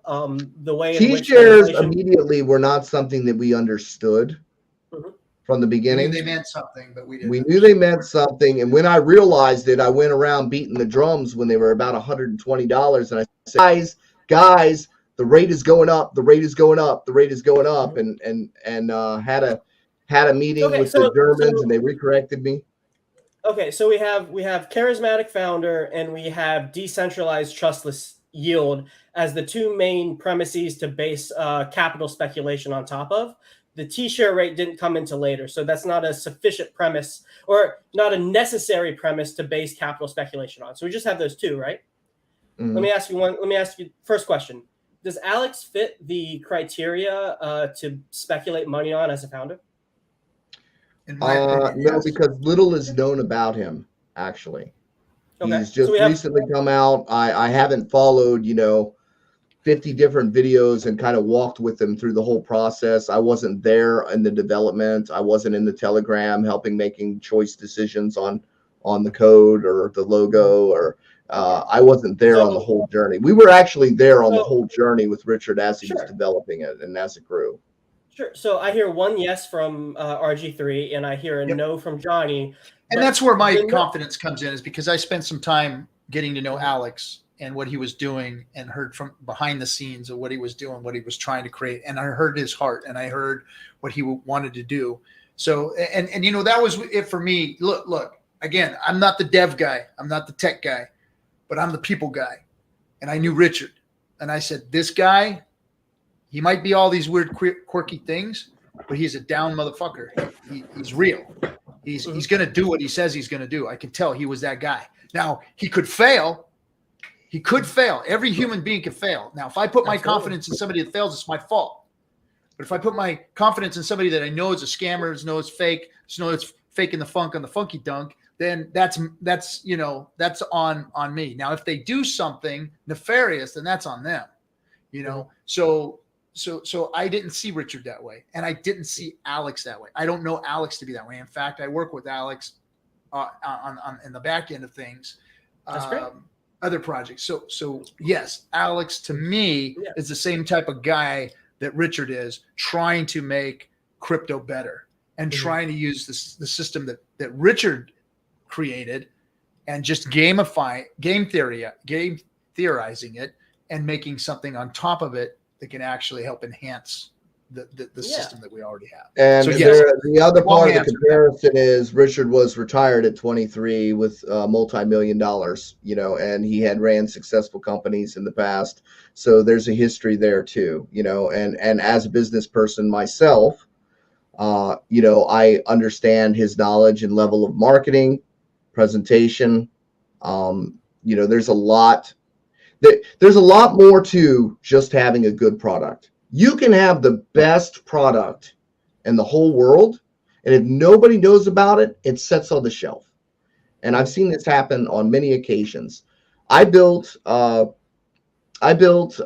trainer, only one in the world, for emergency thoracotomy trainer to help train better surgeons for a procedure that happens on such a rare occasion.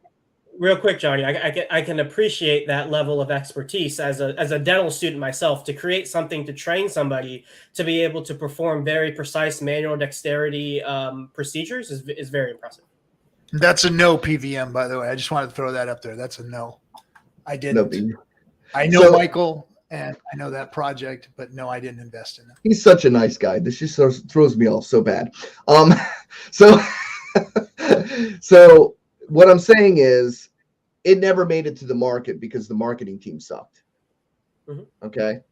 This item literally sat on the shelves. It never made it to the training and procedures because the marketing sucked, you know? So this is an innovation now lost on the world based on the company that was in charge of marketing. Okay. So you can have a really good product that does really good things, but if you don't market it properly, or the group that you're marketing it to is a subset of a subset of a subset, you have limited amount of a pool that can go in there and you know, push that product to where it needs to gain adoption.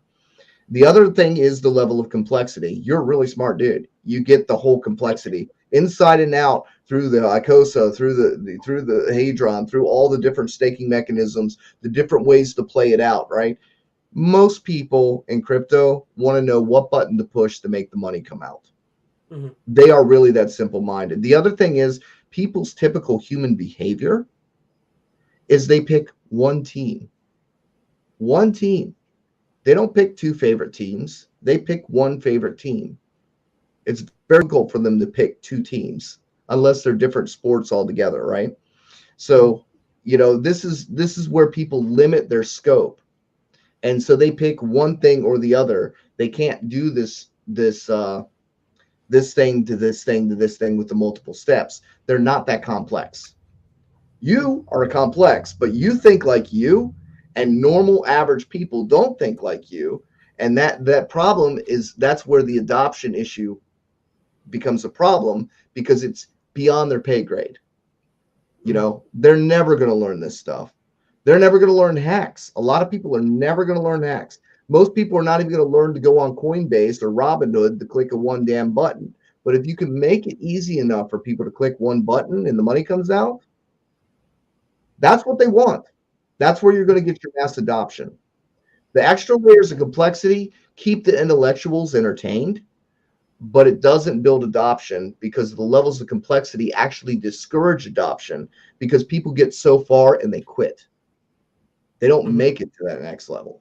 They only do what they need to just to get by. So if you don't mind bringing me, just taking a couple steps back to bring it back to my original question, the two premises for sufficient speculation on capital were charismatic founder and sorry, what was the second one again? It was a decentralized yield. Now, RG3 seemed to agree with me that Alex fit the bill on that. But when I listened to Johnny, he seems to not agree, at least currently, around Alex. And the reasons you cited for it were due to at least your not participating in the ground floor of the development and or elucidation of the mechanisms in the same way you were with Hex. Did I get that correctly? I don't have the emotional attachment to it. And that's actually dangerous when you've got whales that do not have emotional attachment to the project. Yeah. And they just see it as, you know, a dumping coin, right? Well, so just real quick to interject to continue kind of my line of thought. You saw the potential in Hex because you participated early days when it was like Bitcoin Hex and like what was it, CMD token or whatever the medical thing was. You saw the evolution of the mechanics go over time with a personal interaction with Richard Hart because he wasn't who he was today. You know, he was a very successful guy, but he was more niche at the time, creating self-help stuff and has developed a cult following at the time for people who were like, whoa, this stuff is really cool. And you just simply have not garnered that experience with Hedron for whatever reasons that might be. It really doesn't matter, and it's not a negative thing. Now, I am fortunate enough where I've been in a position where I am with Alex, where you were with Richard Hart back in the day. And I watched the Hedron system be elucidated through conversation in the Telegram chats months before it was created. And at least I can testify that I see those very similar premises that you cite as a reason for endorsing Hex early on due to the fact of Richard Hart's character. I see those same things in Hex. Would you accept my testimony as a sufficient evidence to support that premise? Yep. Okay. So for just from that, I have two yeses that we support that Alex is a sufficient founder to base speculation on. And the second is decentralized yield. Now, both Hedron and Icosa offer, as far as I am aware, decentralized trustless yield without counterparty risk, where it's just you interacting with a smart contract, and then coins are punted into your wallet via inflation. Do you agree or disagree with that premise? I agree. RG3? Yep. Okay, so based on the two premises that were sufficient to speculate on Hex in the early days, seem to also be sufficient in the case of Hedron, both previously before, but also potentially now. We can bring some caveats. So if we accept the two necessary premises that go into speculating on Hex in the early days, and we all three agree on those two premises that are at least sufficient, maybe not in total, but sufficient to deploy capital to, I fail to understand why it is a bad thing to allocate capital to Hedron, both in before because as well if as you now. put money into Hedron, you Hedron and Hex. If you put money into Hex, you don't put money into Bitcoin. If you put money into Bitcoin, you pump the price of Bitcoin. You put money into Bitcoin, you just pump the price of Bitcoin. You don't have any, because what I'm saying is Hex is the underlying asset. Mm-hmm. That's sorry. I'll move to Ethereum then. So what I'm doing is essentially what you're doing is, if you want to look at it from that way, you're talking about Hedron being competitive product, because in all actuality, it doesn't need T-shares. It doesn't need Hex at all. It actually yields more Hedron and Icosa than a Hex stake does. So this is where the problem becomes, right? Now you split that capital. Now, because you got two people on two sides of the fence, right? So here's the question. Do you think if Hedron becomes a competitive product versus Hex, the OA having the ability to stake and mint free Hedron, that it's going to allow it? Potentially, but there's a good argument to say it wouldn't. I'll drop that argument because I was basically trying to contextualize it back at the time where like people were saying Bitcoin was the supreme store of value, ETH was the supreme store of value, and so capital going into like ERC20s is diversion from the baseline asset that were those things which were in the zeitgeist at the time. But the general line of my logic there was basically to say that we have sufficient reasoning to invest in Hedron at the time. Now, while that may divert capital away from Hex, I can argue that that will eventually flow back into Hex. But that was the entirety of my point. I appreciate you guys going along with me on that, by the way. I know that was I kind of took some time to get through that. So what if new Hexicans aren't interested in Hedron? What if after all this hype and the ICOSA and people get mad because they don't win their HSIs and they dump all their Hedron that they gathered thinking that they were going to get their cheap Hex and their cheap T-shares, and they dump it all and everybody starts screaming it's a scam? Is Hedron going to survive that? Potentially, yeah. Potentially it could, but potentially it might not, because one failure, one angry mob that has an actual bad experience with the product can cause a lot of damage, irreparable damage, if they have a bad experience. If it doesn't work out the way that it's intended, the way it was designed is fine, but maybe it just didn't work out for them as they intended, and then it becomes a problem. So these new things that are added do have points of failure that Hex itself doesn't, right? There is potential additional risk going away from the underlying asset and purchasing a derivative that is built on that asset. You take on that extra risk of what if that add-on doesn't work. People don't need the expansion set to play the Hex game. They don't. But when you build it in such a way that, yes, it makes more yield, but that is totally based on what the value is of Hedron. And right now, the value isn't a penny. It's a fraction of a nothing. You know, you can mint it all day long. I've got 100 T-share stakes that have got a 10x multiplier that are going to produce Hedron for me for the next 15 years. So I don't want to FUD the price. Y'all buy the shit out of it if you want. Doesn't bother me a damn bit. But the problem is the new people thinking that this might be the better way is not helping them. I don't care if y'all pump my bags or not. Hex is going to do just fine with or without Hedron, with or without Maxi. Hex will do just fine. Okay. If I get free stuff and that pumps too, well, that's fine. I don't care. But what I'm saying is I don't like the fact that people coming in may set themselves up for disappointment because they've had a good experience so far and they think new means improved and better automatically. And we've already been through this is the next coin, this is the next coin, this is the next coin already several years ago, you know, where everybody had an idea, and not all ideas do work. Not all ideas gain adoption. And regardless of a person's emotional attachment, I'm emotionally attached to Hex. I am very disappointed it's 4 cents right now. I am beyond belief going, oh my God, I can't believe it's sitting at 4 cents. My emotions have nothing to do with the price. I can only buy so much. What has to do with the price is not how I feel. It's how the market accepts it. It's how the market adopts it. And I don't, you know, and people coming in the Hex, if they had their first good experience with that, you know, they get the big pump and they think it's always going up. And then they think the next thing, well, I missed the boat because that already went up and it came down. They don't realize that it goes back up, right? So they think, okay, if I get this thing with smaller units, I'll get more multiples if it does the same thing. But I don't think people understand the rarity. Nothing has performed like Hex. Nothing has performed like Hex. Now they think that's the bar. Now they believe they perform like Hex. And guess what? They're going to be disappointed because nothing has ever performed like Hex before. Maybe somewhere down the line, something will, but that isn't a guarantee. You are speculating.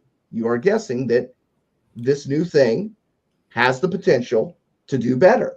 And that's why you've chosen it. Mm-hmm. But that isn't a guarantee. Just because it's new is not a guarantee. And that's what I'm trying to convey. So let me jump in here and shut Johnny up for a second. I agree 100% with Johnny, and I agree 100% with you, CryptoSlot. And here's why. I look at this from my perspective. My perspective is I got a whole bunch of free of this shit. Yeah, but I'm going to be responsible to this ecosystem, and I'm going to participate. I'm going to use this really cool technology that is really proving a concept here. It's the first of its type. It's the first showcasing what the value of the T-share really, really is in the broader crypto space, in the broader DeFi space. So I'm excited about it that way. What Johnny's talking about is true too. I'm going to tell everybody here right now, Hex is the GOAT. Period, end of story. Because in the back of my mind, the way I'm feeling about capitalizing on this whole system here is eventually I want more Hex. I want more Hex. Eventually. Whatever this does, however long I have to hold it, and then trickle some out responsibly. I always want to be responsible to all the ecosystems here that are created within Hex. I want to turn it back into Hex, into real Hex stakes. That's my goal. But see, I'm in a different position because I was airdropped a shit ton of this stuff. I've got a bunch of it. I'm not in the same position that new people are coming in, so I don't have the same mentality. So I can't speak to that. I can't speak to people's hopes out there. I can't dash them or encourage them to do those things. Johnny is right. There is a lot of risk here. Johnny is right. Nothing is pumped better than Hex, and it's going to be very hard for something to follow that show. So I would be very, very leery. Moving in the market still, that's the other. But I'm excited for what it's doing and proving. Just like when the props I give Bitcoin for actually proving that the double spend could be solved and that we can do a peer-to-peer transaction on the internet securely outside of the banking system. Thank you, Bitcoin, for doing that.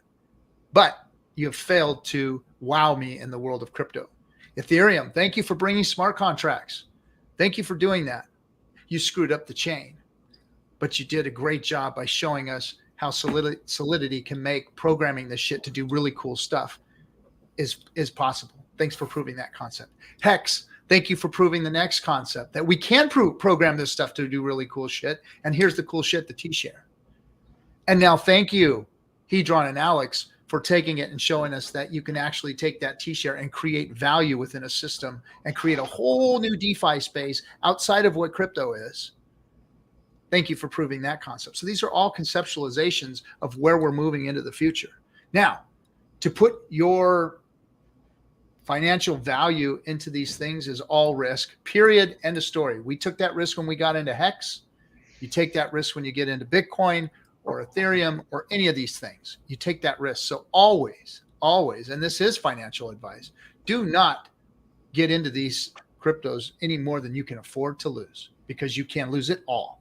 Or you can panic when it goes to 90 and dump it and get out and get scared. So please don't spend more than you can afford to lose. So people who are betting everything on these farms, that you're in trouble already if that's what you're doing. These should be some type of a hedged asset outside of all of your other stuff that you have. But Richard is right. I don't want to diversify into shit that's going to be doing horrible when crypto is doing so well.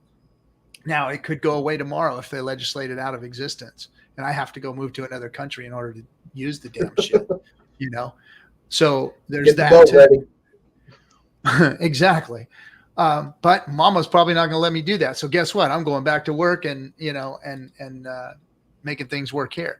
But what I'm saying all this to say that this really isn't an argument. What we have here we're all on the same team here at the end of the day. Concept being proven here. And could they pump? Of course. But wait till you see what Hex does. Wait till you see how rare Hex becomes. And wait till you see the price of Hex. Remember, you guys don't understand how absolutely freaking high Hex can go. It can beat Bitcoin. It can beat Ethereum. And it most likely will. as crypto matures and develops and more people get in. Remember, there's such a small, minute portion of the world that are actually in crypto. And once they find a good way to onboard, and once they find good cryptos to get into that aren't scams and freaking memes and all this bullshit that's out there, because this is the first real ecosystem of crypto that's ever been developed, is Hex and what's happening around Hex. This is real crypto.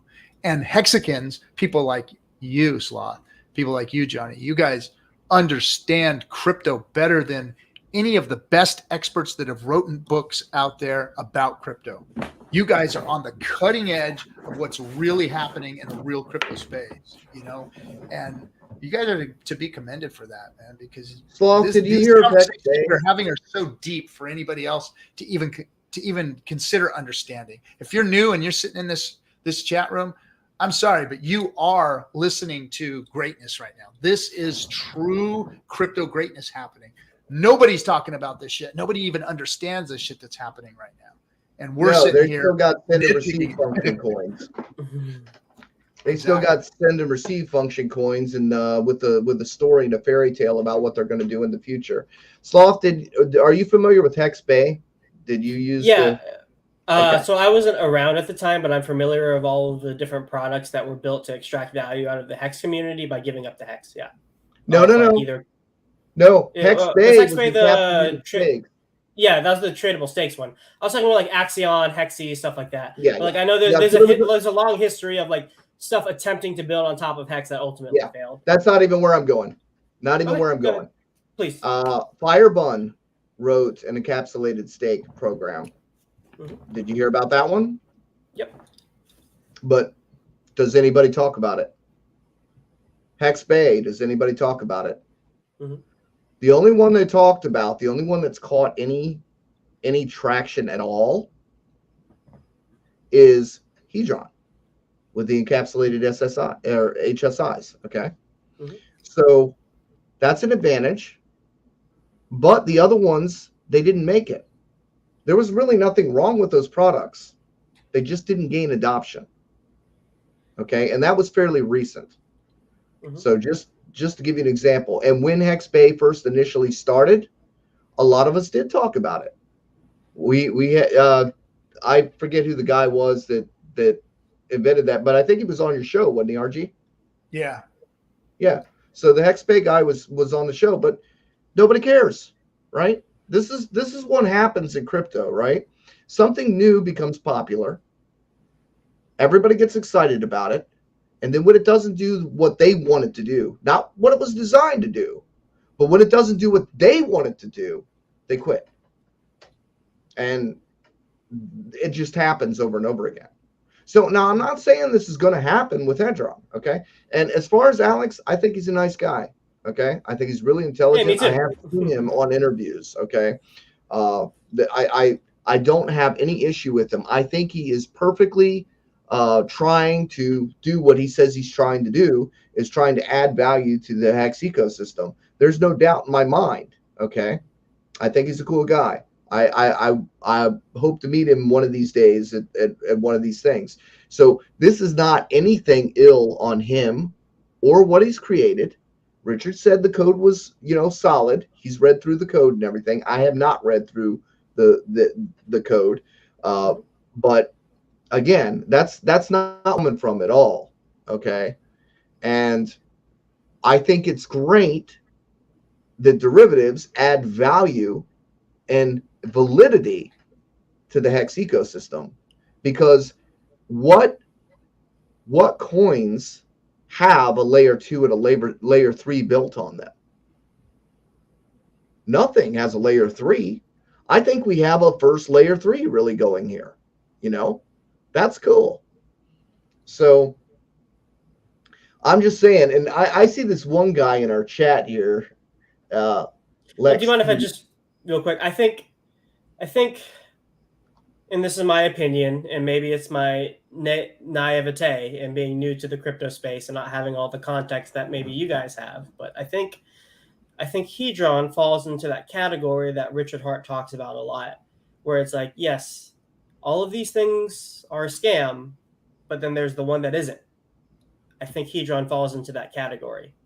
and Icosa as well. They kind of go as a package deal. There are all these things that try to build on top of Hex, and I'm going to throw Maxion on top of this too, just because I think I that never they said also Hedron was a scam, and I would never say Hedron was a scam. I never said you did. What I'm saying is, to your point, that things have the potential to fail, especially early Even things, good and you're things, taking on though. even good things, sure. But despite that, there does seem to be things that break out from the mold and make it successfully. And all I'm arguing is I think Hedron is that thing. And that's my personal opinion based on my perspective and my understanding of the system. And maybe it's shrouded of my subjective opinion and my subjective experience because I'm new and I haven't seen all of these things. But that's essentially the thesis I'm arguing for when I elucidate the mechanisms of Hedron and Icosa. You're hoping it's that one thing that does break the mold.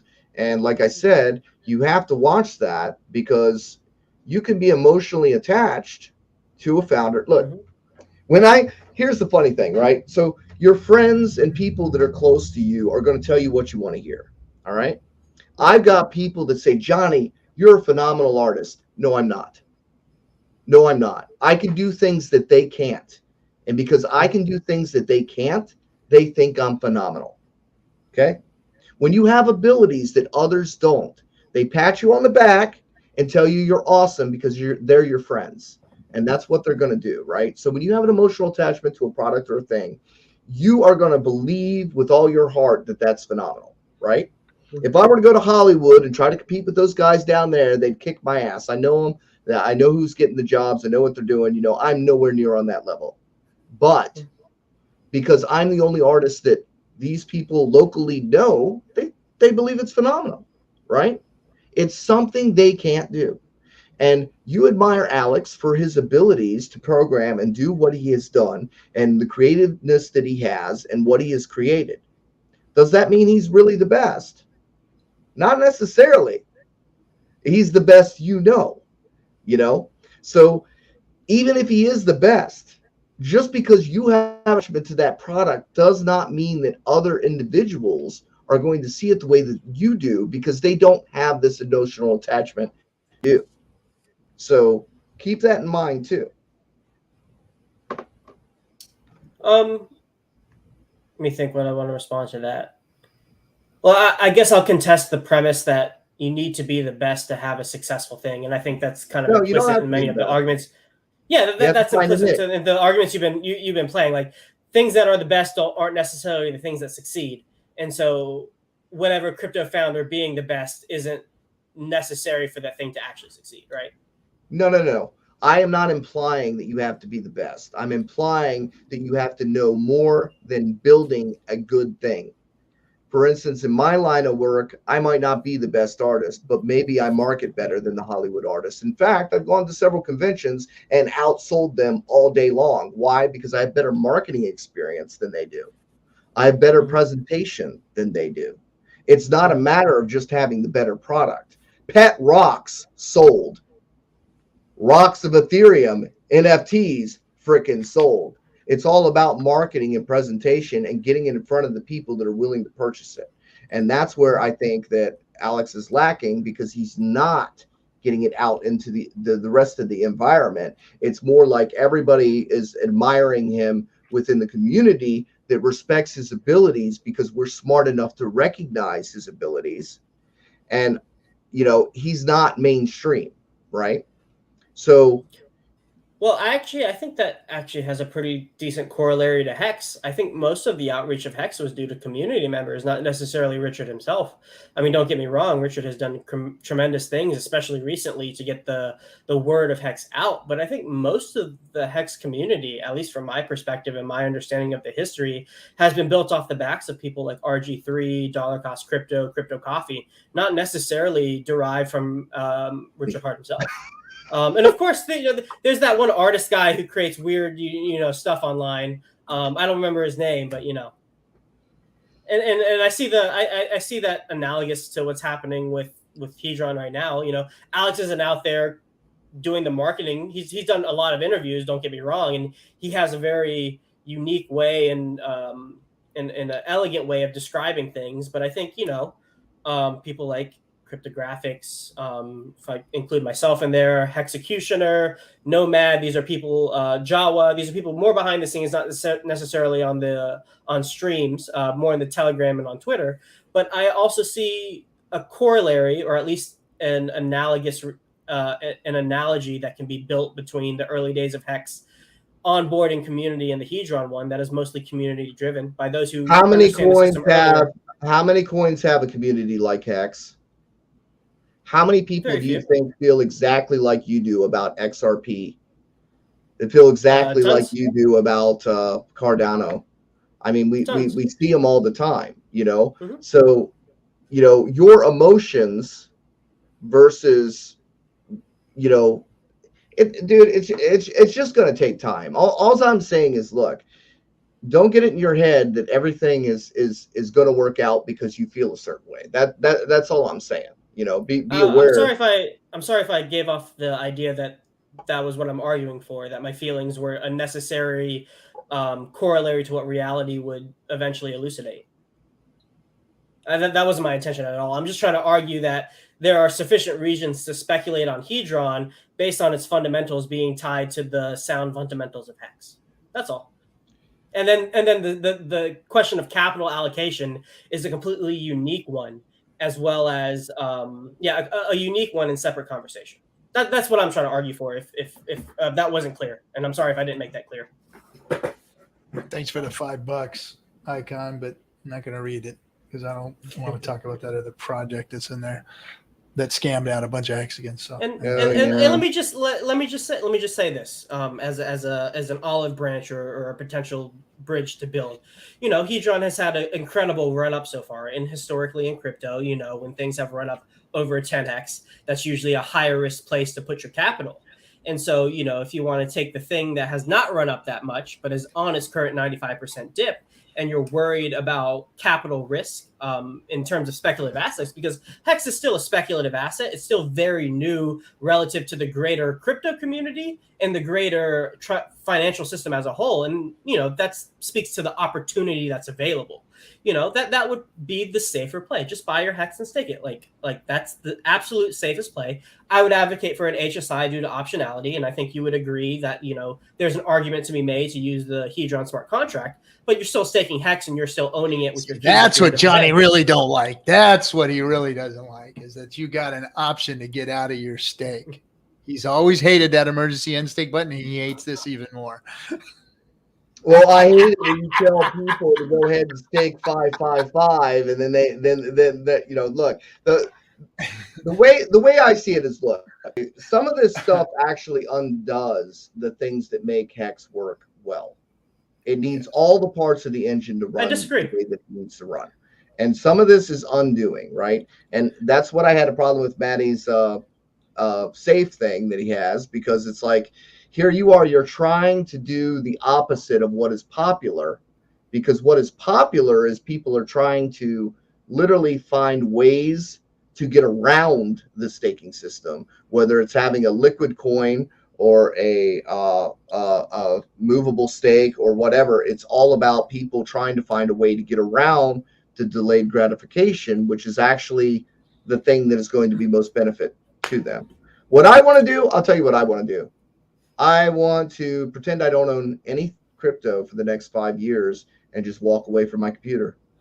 That's really what I want to do, because I've got so many other things that I'd rather be doing, but unfortunately I keep getting kind of sucked back in because I see these habits and behaviors of people. It's like, we've walked this trail, right? And it's like, we want to say, hey dude, there's a rock there. Hey dude, there's a branch there. Hey dude, there's a, it's kind of like that. You almost feel obligated, because do you want to stand by and let people trip over all this shit that is there, that has happened before? Or do you want to take your time and try to say, hey, you might just want to watch your head. Hey, you might just want to watch your step. And really that's what I'm doing. I'm not saying anything bad about the derivatives. They do have potential to have advantages, right? I'm not saying anything bad about the founders. I like the founders. If I didn't like the founders, you'd probably hear about it. So, I don't have a problem with how you want to spend your money. It's your money. Thanks, Johnny. Yeah. The way I see it, Johnny, is again, I'm gonna play both sides of the fence here. 100, you're right, because I think that this crypto generation, especially the younger folks, really need to take a lesson out of the old hex tenets, and understand that delayed gratification, staying away from the trading game, are the keys to longevity and building wealth, not getting rich as fuck, but building wealth over the years. And more than likely, because of how fast crypto is moving and how adoption is coming to it, and what we can see once the world starts coming into crypto, yes, you can create a very, very wealthy bag of crypto. But the tenets are what's important. And I think that we need to be speaking about those as we're talking about the system, because this system does give you more options to go out and make mistakes, more options to go out and risk, more options to go out and do something stupid with your money.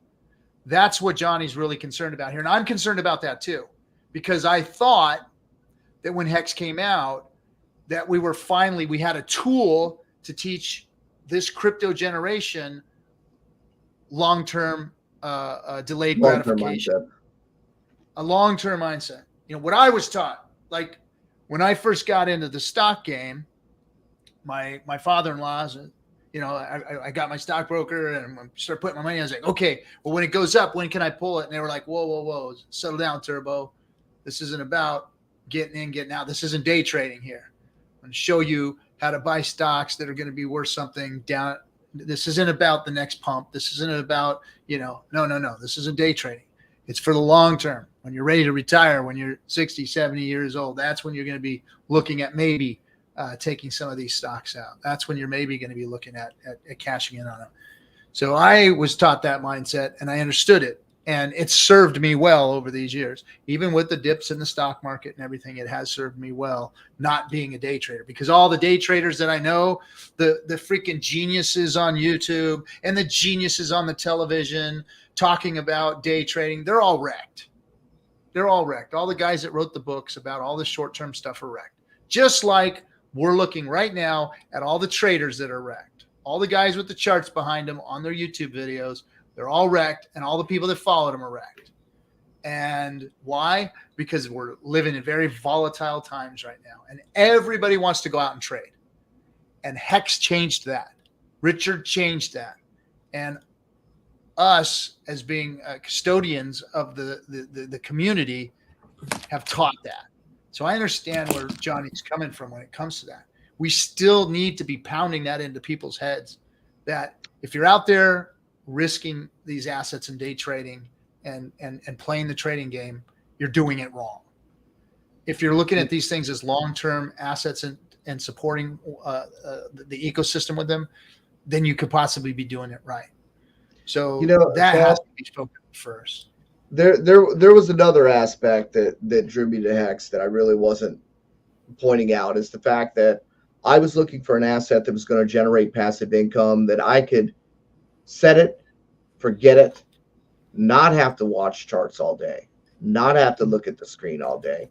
Lord forbid, I never, ever imagined I would be on a screen talking about crypto, like, ever. That is like, looking at the influencers of the past, that is like the last. I would rather flip burgers than be one of those guys, So it's like, this is not what I planned at all. I mean, honestly. But the problem is, there's a certain call to action that happens when you do know that there are certain pitfalls, and you feel that obligation that you need to at least bring this to people's attention. They can take it and do what they will with it. You don't have any control over that. But there's like a certain responsibility that I don't know. I didn't used to care. I mean, it really wasn't my problem. I used to do the trading thing. I didn't think about that other guy on the other side of the screen getting screwed. I didn't think about that. And then I started thinking about it because of listening to Richard. I started thinking about, hey, I've been through this route. I got screwed here. This happened to me. Maybe I should share my experiences with other people, and maybe prevent them some pain. And that's what brought me out. But I mean, now but see, it's kind of like we've kind of degened again. And that's the problem that concerns me. And that's why I'm kind of here today, is because I see a lot of the new channels. Everyone's talking price. Everyone's talking pump. Everybody's talking this. Everybody's talking that. They're going to do this. They're going to trade this to do that. And it's just like, you're going to get burned, So I don't know, man. I'm going to try not to do this anymore. I really want to treat my crypto like everybody should have done with their Bitcoin, was set it for 5 years, walk away, not look at the chart, pretend you don't have any crypto, and just let the shit build. Yeah. I have the same plan, man. That's what I do with my Hex stakes, my Hedron stakes, and my Icosa stakes. The great part is I can just set it and forget it. There's only a minimum stake. There's not a max stake. I don't even have to pay attention to end stake stakes with my Hedron and Icosa, which is pretty cool. If it fails, then hey, I just have a bunch of code sitting behind some random 12 words, and if it's something, then cool, I can do some stuff IRL. But if not, hey, it's cool, right? I appreciate that sentiment, and I'm on the same side of you with that. I got dental school, man. I can't be paying attention to crypto all the time. I don't know why I started this channel. I think I screwed myself a little bit, but yeah, now you're stuck. You did, bro. You did. By the way, so you're going to dental school. I was a dental technician for 5 years. So I did crown and bridge work also. Well, damn, I had to find some way to make money with my skills before I got into the full medical industry, right? Yeah, dude, you might be to help me out, man. I'm having trouble. I had to take 6 impressions on myself because I'm having trouble just taking impressions and pouring the molds. Like, I'm a freaking D3 student. I did the plastic department, man. And I am not able to make an impression and pour a mold. I'm like, Jesus. So I trimmed all the dyes and everything. Man. So yeah, I'd be able to walk you through that. Dude, I would love that. I could probably learn a couple things. And I have some friends who would probably like to sit in on that conversation too. Great. Look at that. Everything worked out fine. I love this. I love Discourse Syndicate because that's what it's about. And again, man, I don't know how much familiar you are with my personality, but again, I wouldn't have sat here for this hour if I didn't respect you. You get it? So yeah. Don't feel like anything that I say is harsh, Not at all. I think these conversations are important because contention, conflict, and argumentations are how we elucidate the fundamental principles of whatever we're trying to study. And so even if we're coming at this from different angles and we have different conclusions, at the end of the day, I've probably learned something. Maybe you've learned something, and maybe the audience has learned something. And that's a win overall, because at the end of the day, we're on the same team. At the end of the day, we're all Hexicans. And at the end of the day, we want Hex to do well, and we believe it will because of its fundamentals, because of its founder, because of every other reason under the sun why it's better than everything else, right? And so, you have been an instrumental part in my personal education through Hex. And so it's an honor to talk with you and, have discourse with you live on stream. It's been a really great experience, and I appreciate it a lot, Johnny. Well, thanks, and RG3, thank you for being such a friend to me, helping me out and supporting me. It helps out a lot, and I appreciate it. You're a good young man. We need more guys like you in the space. Just remember the tenets of Hex. Just remember, we need to help these people.